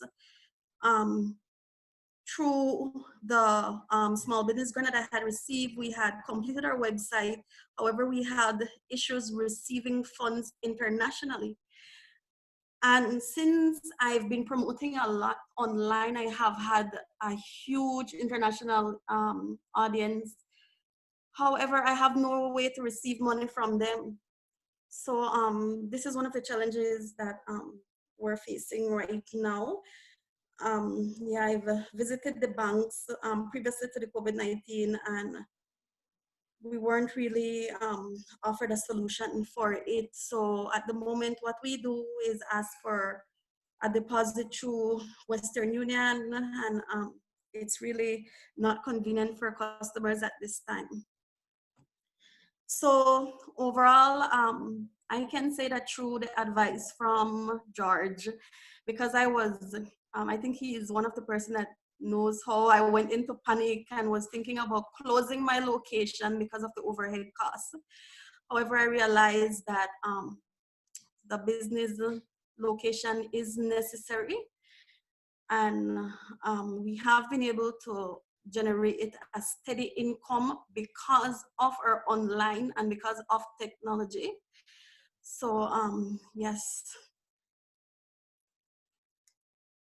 and yeah, that's it. Thank you, guys.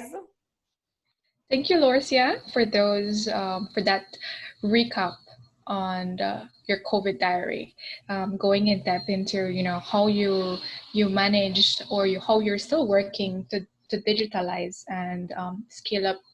I mean, the payment system. You mentioned some of the important points. The payment system online is somewhat a challenge, especially in Belize. So thank you for sharing your insights, and I hope that we can continue hearing from you very soon. Next, we have a representative from BelizeON. We know that BelizeON is a platform that has been circulating a lot for its easy access to buy products online. We have with us Mr. Michael Fuller. He's the marketing manager, and he will be sharing his COVID-19 diaries. Thank you so much for having me this morning, and great presentation from everyone so far. I think I'll have a solution for you, Ms. Moore, after this presentation. So what I wanted to do this morning with everyone is to kind of talk about what we have been doing when we started and how we tackled the COVID-19 crisis when it came about. BelizeON pretty much started last year in October. We launched toward the end of October of last year, and our main goal was to make this a e-commerce platform for Belizeans. It was a means of us giving back to Belize and also trying to create a community of Belizeans helping Belizeans throughout the country. When we normally think of e-commerce platforms, I think there are many different stereotypes associated with shopping online. And we were trying to bridge the gap for all of those stereotypes so that we can make this accessible and universal for every type of Belizean out there. And so that's the means of how we started. We wanted to get a platform out there where both big and small businesses throughout the country could participate in, generate more sales and more traffic to their products, and have distribution done countrywide. So we're one of the fastest growing e-commerce platforms out there in Belize now. And we provide this new channel where small businesses, let's take that for a second. When you're thinking about a startup or entrepreneurship or all of the costs associated with bringing a business to life or bringing your products to life, you may think about, okay, I need to pay for rent, I need to pay for utilities, I need to pay for staff. And so what BelizeON does is to bridge that gap where you have one platform that's accessible to everyone countrywide, where you have unlimited shelf space. And I'll get into pricing toward the end, where this year, a lot of our services are completely free for different businesses to join and to get that information out there. And for bigger businesses, we wanted to create a space where now you might have your storefront already, you might have staff, but you're limited to the people in that area. And so if I need to come and shop for your product, I need to visit your part of the country and where you're located. And so again, this is another bridge to that gap where you can now find these products in one space. It gets distributed countrywide, and there are different payment methods that you can choose from. And so during COVID-19, we really, when we started all of this, we weren't planning for it at all. I don't think anyone was expecting something like this to happen. But almost in a perverse sense, we were happy that we could provide this service where now all of these businesses can get their sales out there, can get sales driven to their products. And a lot more Belizeans can participate in doing that. And so these payment methods, going into one of these stereotypes is, when shopping online, a lot of people think I must have a credit card. And when we look at the population of Belize, only about 11% of Belizeans have access to any kind of banking. And so they don't all have credit cards. So we developed a space where you can use your credit card to make secure payments, where we don't capture any of that information from you. So that information stays safe between you and the bank of your choice. but also you can pay through bank deposits, bank transfers, which a lot of people are signing up for online banking now. You can use our BelizeON gift cards to make these purchases on our store, and as well as physical cash payments at the BCCI, Western Union locations, and Bill Pay locations across the country. So there's access for everyone to now go on one space, shop for their favorite products, and get it delivered directly to their door. And so going into that a little bit, when we think about some of the spaces that are available to you to showcase your products and advertise your products, I mean, we've seen it on social media a lot of times where people make purchases of products and either the vendor is not giving them exactly what they ordered, or a payment hasn't been fulfilled, and there's this back and forth and a lot of exchanges online where the customer and the vendor can end up not being happy. And so we canceled all of that when we created BelizeON, where now vendors can list exactly what they're wanting to sell. We make sure that we cross-check this, of course, because the consumer comes first. And the consumers, after they make their payment, we release the product and vendors get paid at a certain point in time. So all of this is there so that it's accessible to every single type of business out there in Belize. Can we move on to the next slide, please? One of the things that we worked on and that helped us to move forward with all of this during COVID-19 is to look at our data. What are the consumers telling us? What do they want to see? And so we looked at every single piece of data that we could have in terms of gender, location in the country, what products they're looking at mostly, and so that we can direct these vendors now on exactly what products work for them the best, what they need to showcase more, maybe create some deals and promotions. We have over 3 million impressions on social media. Our reach is about 2 million. We have, our engagement is skyrocketing over the past couple of months, where a lot more people are now saying, I'm stuck at home. I can't go to get everything that I want. How can I get the things that I want? And now I can shop on one space where it's as simple as adding something to your cart, putting that to your checkout process, choosing your payment option, putting your shipping information, and you get it again directly to your door, where there's a no contact delivery process between our delivery man and the consumer, where we don't come in contact with you. We're trying to keep both yourself and ourselves safe during that process. So when we arrive at your door, we let you know throughout the entire step of the way where your package is and when it's about to arrive, so that you know exactly, okay, now it's time to receive my package.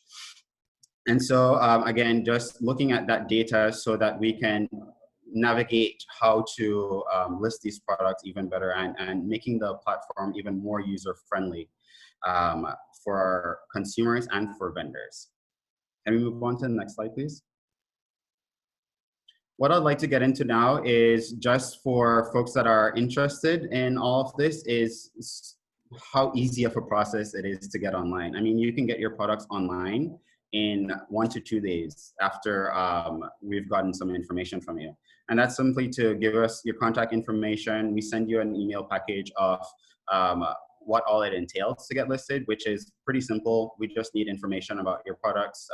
The more descriptive you are about your products, the better the consumer can make a decision, because all they see is a description and a picture. So again, the better quality your pictures are too. We even provide a service where we can come to you, depending on your location, to take these photos. And we'll be with you along this step of the way to fill out all of this information.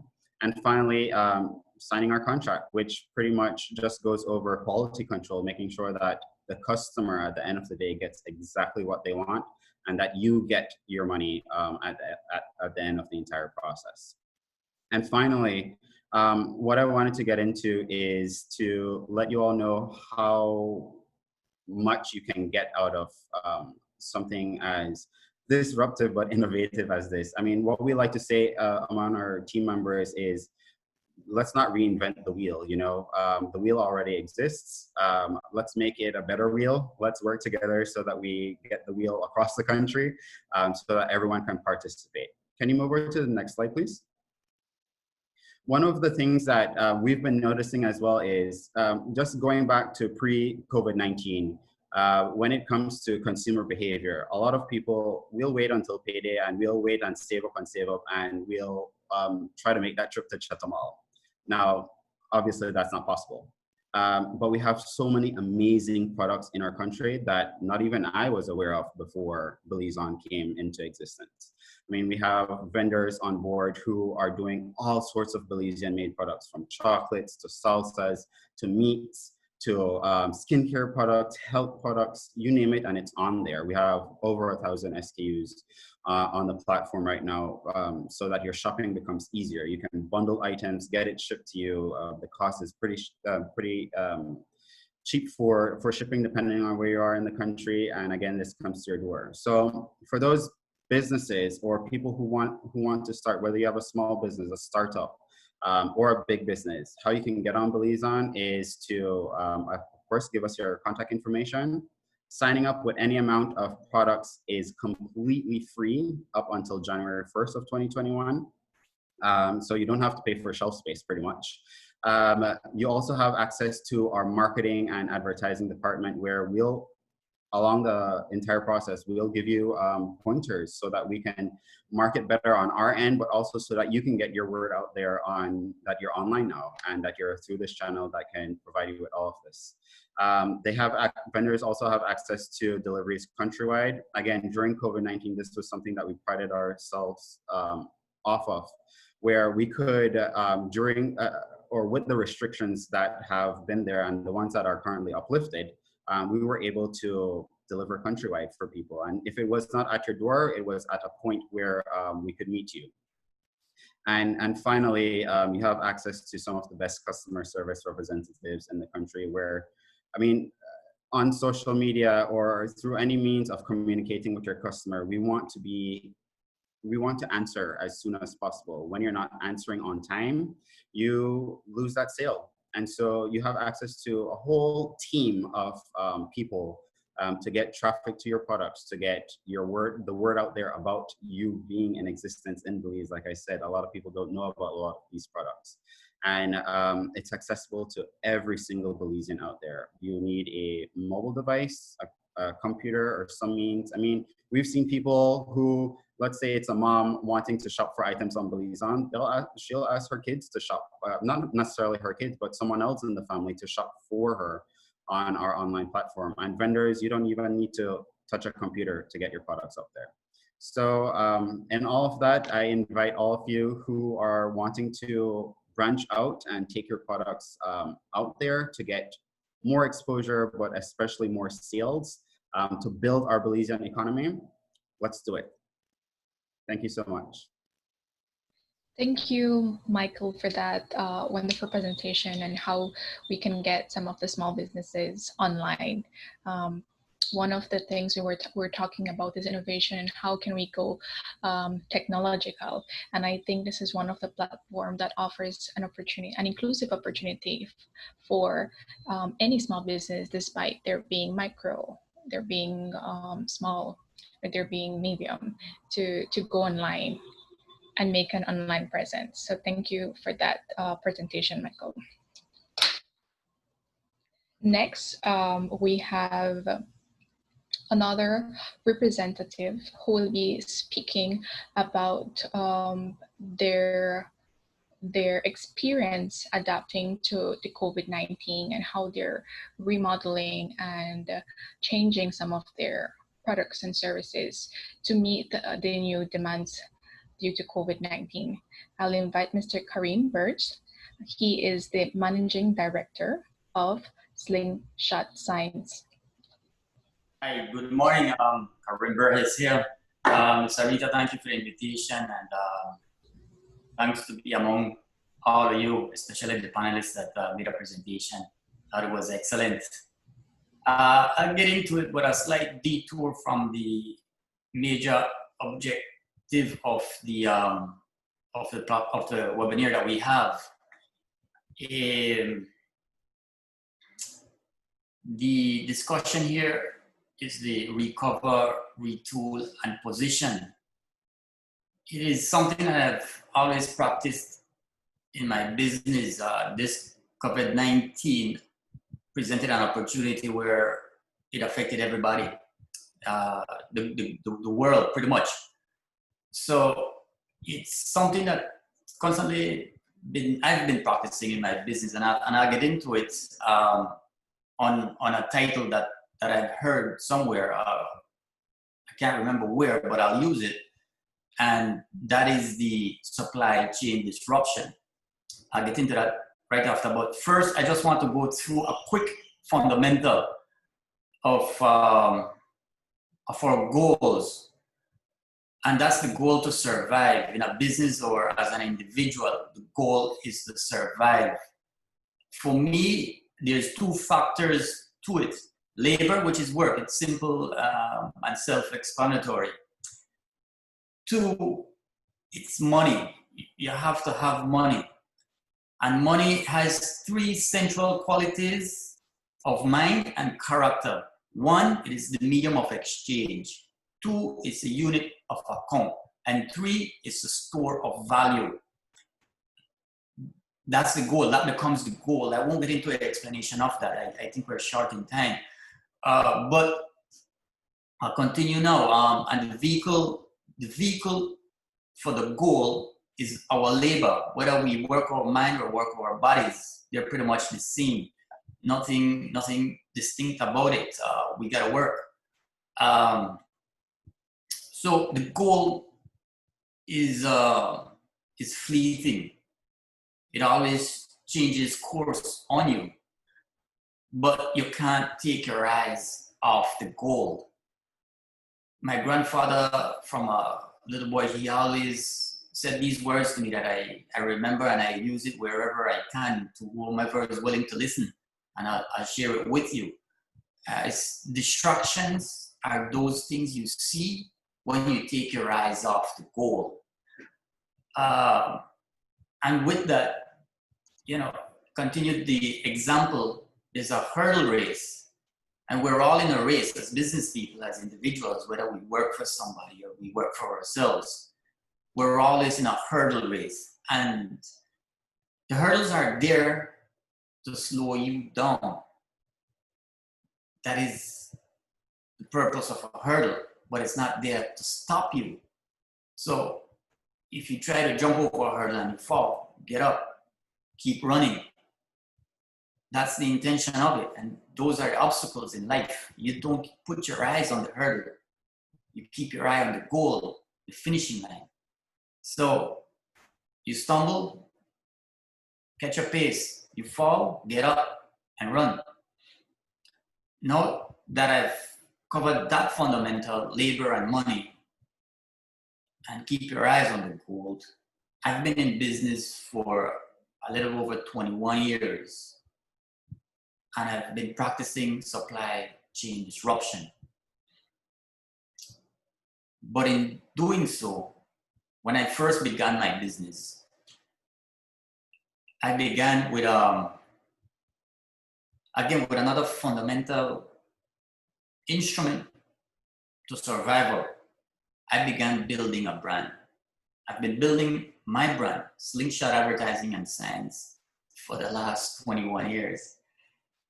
I've done that with the products that I have, and with I think Mr. Fuller said it. Let's not reinvent the wheel. The wheel is already there, and I've pretty much done that. Look to the first world countries, see what they're doing. I try to do it, and I try to do it with what I have, and try to do it with as much uniqueness that I can provide with my own touch. So building a brand has been the core part of my survival. The industry that I've been, it has changed fast and at times drastically. The sign industry, when I started, a little before I jumped in, a little going into the digital age, graphic design and Photoshop and FlexiSign and these types of software, Corel, were beginning. And the industry, sign industry, began with hand painting. From that, it went to adhesive vinyl die cut. Changed again, moved into digital printing. Today, the sign industry is an LED motion signage. It has changed drastically. I've had to keep up. For me, the one philosophy is supply chain disruption has been constantly changing. COVID-19 only offered for me a universal or all at one time change. And I embraced it. Unfortunately, it's a pandemic. Not to say that I looked forward to it. But whatever change would have come, I don't know how much I would transition into it. I can't speak on that, but I can tell you I've certainly been prepared as a staff, as an individual, and as a managing director. The company on a whole has been prepared for that. The continuation of my business and building a brand has been trying to equip my team, myself including. I have 13 employees. Today, that's at its low end. Whenever we pick up demand or the business picks up, we jump to about 19. Sometimes we subcontract work just so we can meet time schedule.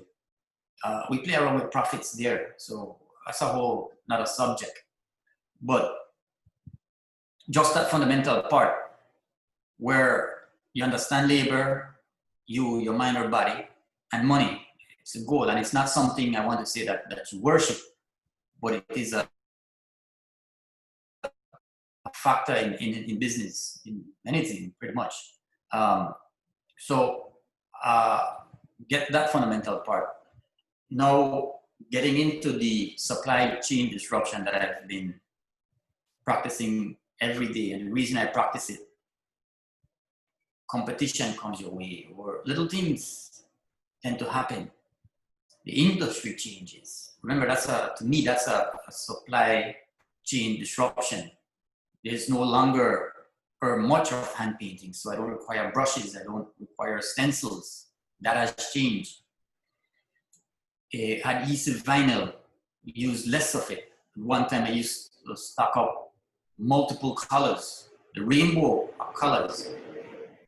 You take one and put it into a die cutting machine.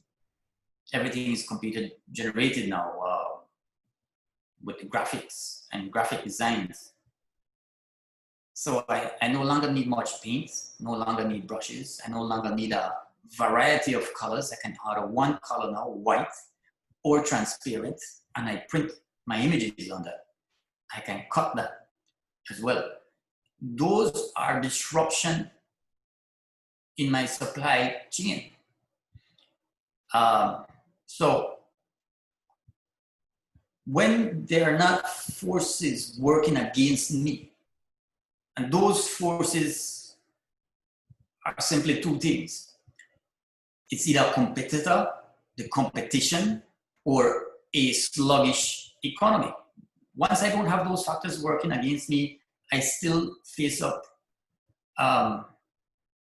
with the supply chain disruption. And having to contend with the gauges or instruments of growing your brand, these are the simple principles that prepared me for COVID-19. In the supply chain disruption, 1, retooling, 2, employee retention, and 3, stabilizing the funds. These are constants in my business. Difficult for any competitor, and it's not for me to brag, but I'm confident I've been here long enough to show some sort of confidence. And I'd like to consider myself still number 1 in the sign industry. My business is a manufacturing company. I am not a printing shop. People might want to get it confused. No, I am productive sector. I manufacture things. I you first see it in your head, then I try to see it in your head, then I try to put it on paper or on a screen, and from there you have your full product and go through the process of full manufacturing. That's what I do. To explain retooling, simple. Retooling is having new equipment, new supplies. I explained that, from a variety of colors of vinyl to having two, and including your manufacturing process. How I used to make signs is different from 15 years ago to today. So I equipped myself by having these, by retooling. Going to number 2, employee retention. That's crucial to staying on top of the game. It's to keep your employees, but not just any employees, it's good employees. 2, in that part, is improving your working environment. Also applying raises when there needs to. And the final part to employee retention is training of your employees, including myself. The industry changes, and every industry, I think, does. So training is also key. The third factor to that is stabilizing your funds. And that starts off with having a healthy stock of supplies. COVID-19, when it hit, I thank my superpower that I had stock. And that's how I began to play around with different thoughts and tools to stay on top of the game. So one is to have a healthy stock of supplies.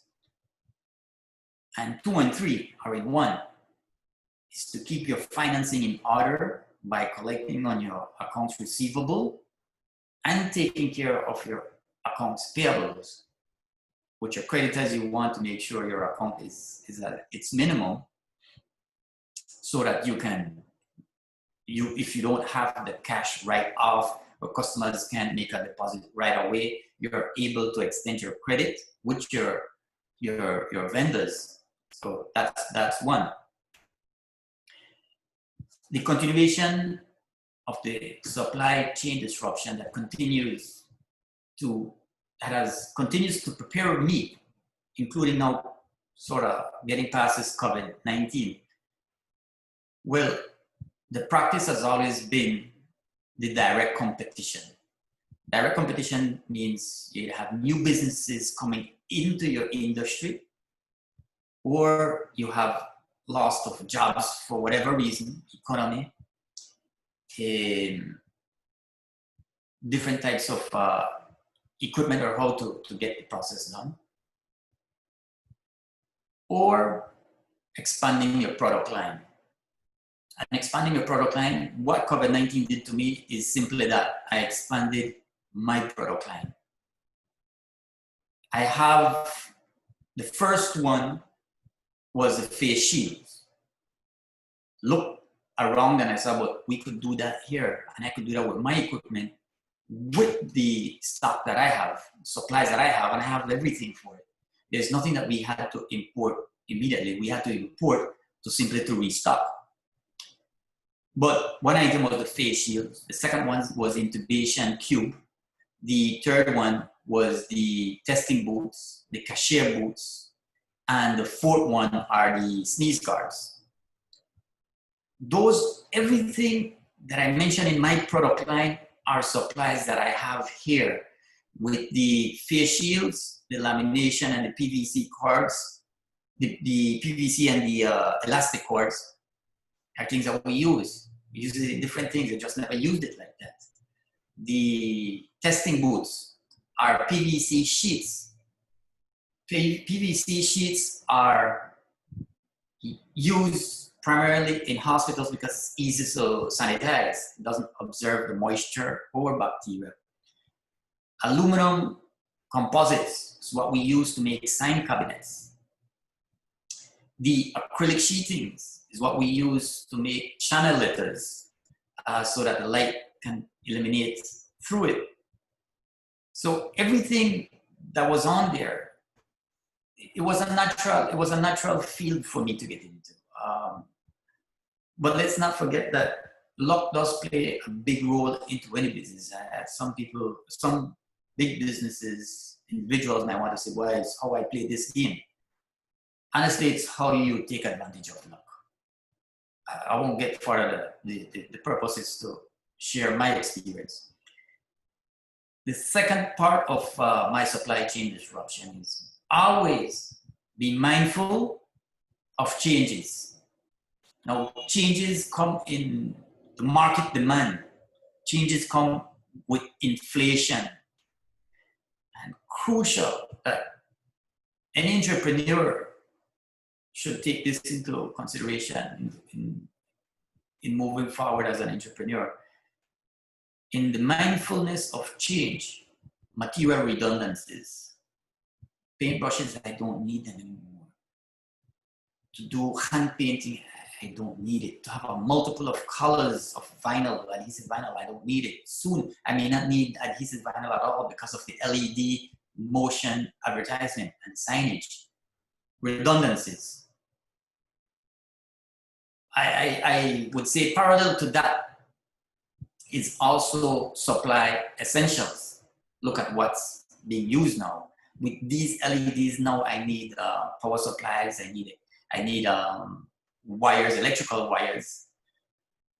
These are the things I need to move up my production and speed up my production. While right now, when we make channel letters, we would bend them with a manual machine. Now I need maybe an automated machine.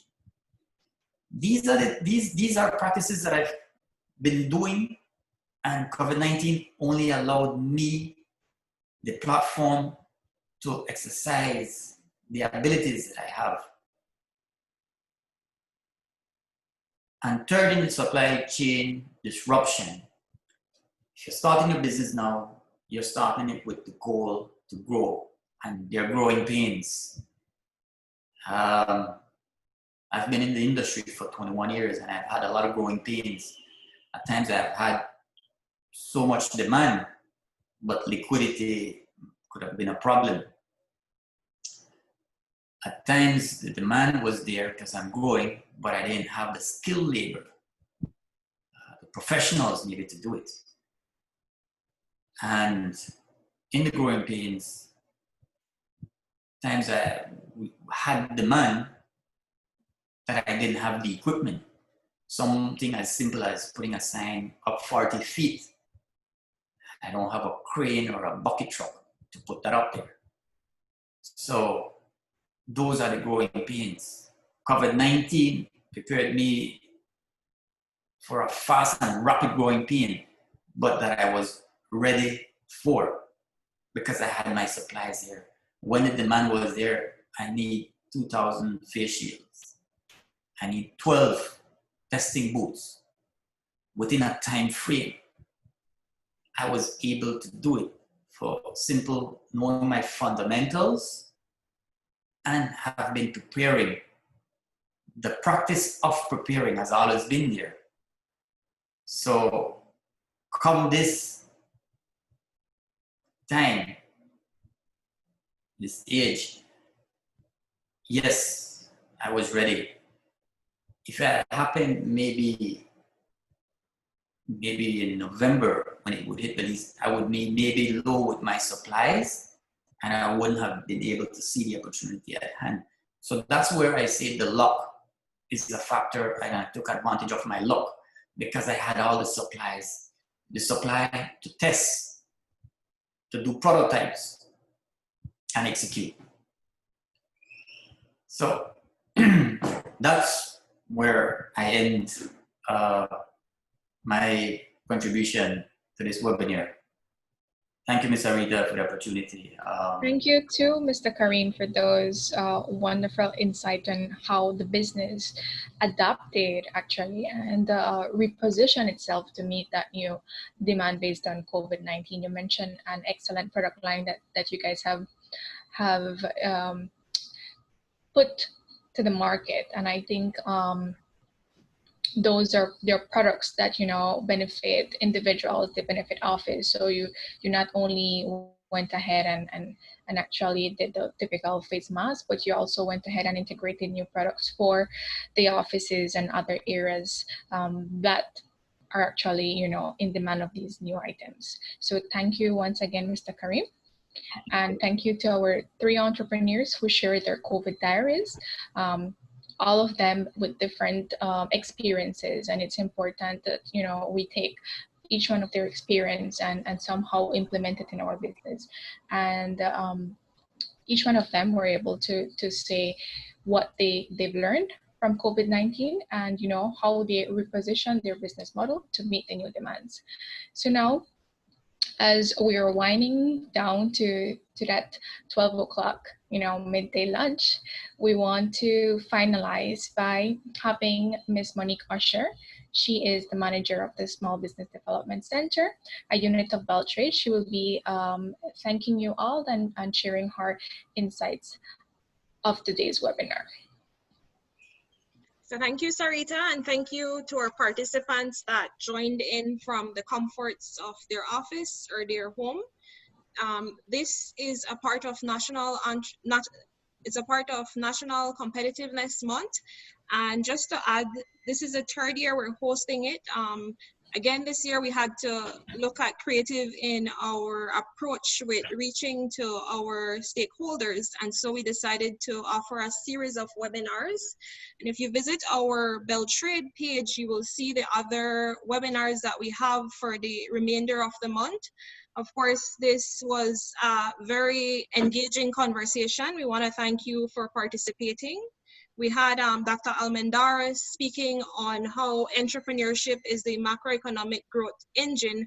And just segue into what Mr. Elliott mentioned, you know, you have to look at what the private sector response or what they're sharing to allow us to also at the center and at BELTRAIDE to adapt and to recover with our clients, to look at ways how we retool our approach with engaging with clients. We know that at this point in time, the face-to-face contact is not something that we're able to facilitate when it comes to our training program. So we're looking at ways of how we could get our training online. Our advisor service has shifted from the face-to-face to having our advisors reach out to their respective clients either through Zoom, either through WhatsApp.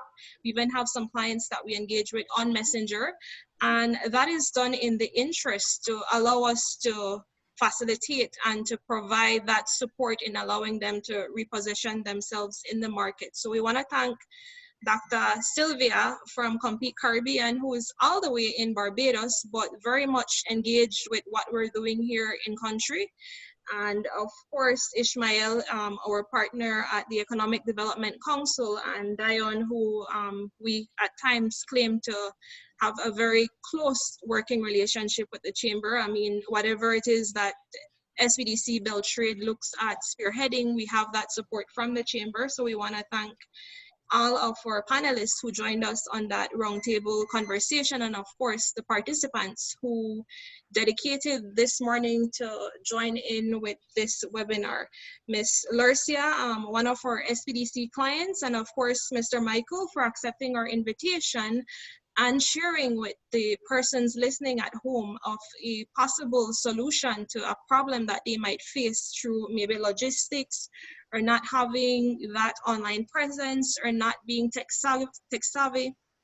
And that's where BelizeON provides a solution there. And of course, for those of you who were watching the news at home during the COVID-19, which we're still in that period, we saw how Slingshot Design was very creative in their approach and retooled and expanded their product line. So I know it's rice and beans hour, so we want to thank you, and we look forward to engaging with you in future discussion. As Sarita mentioned, we have some tools that we will be sharing with persons who registered for this session. We have the business model tool that we'll be sharing, and of course our startup essentials. So those are all information that will be shared at the end of the day. So we want to wish you a productive day ahead, and thank you very much for joining us, and we will be re-engaging with you shortly. Thank you. Bye.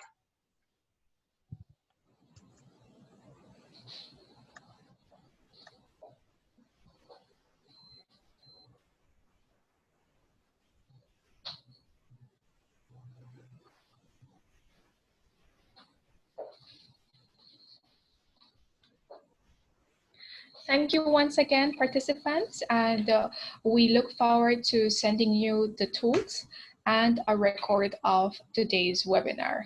Enjoy the rest of your day. Thank you.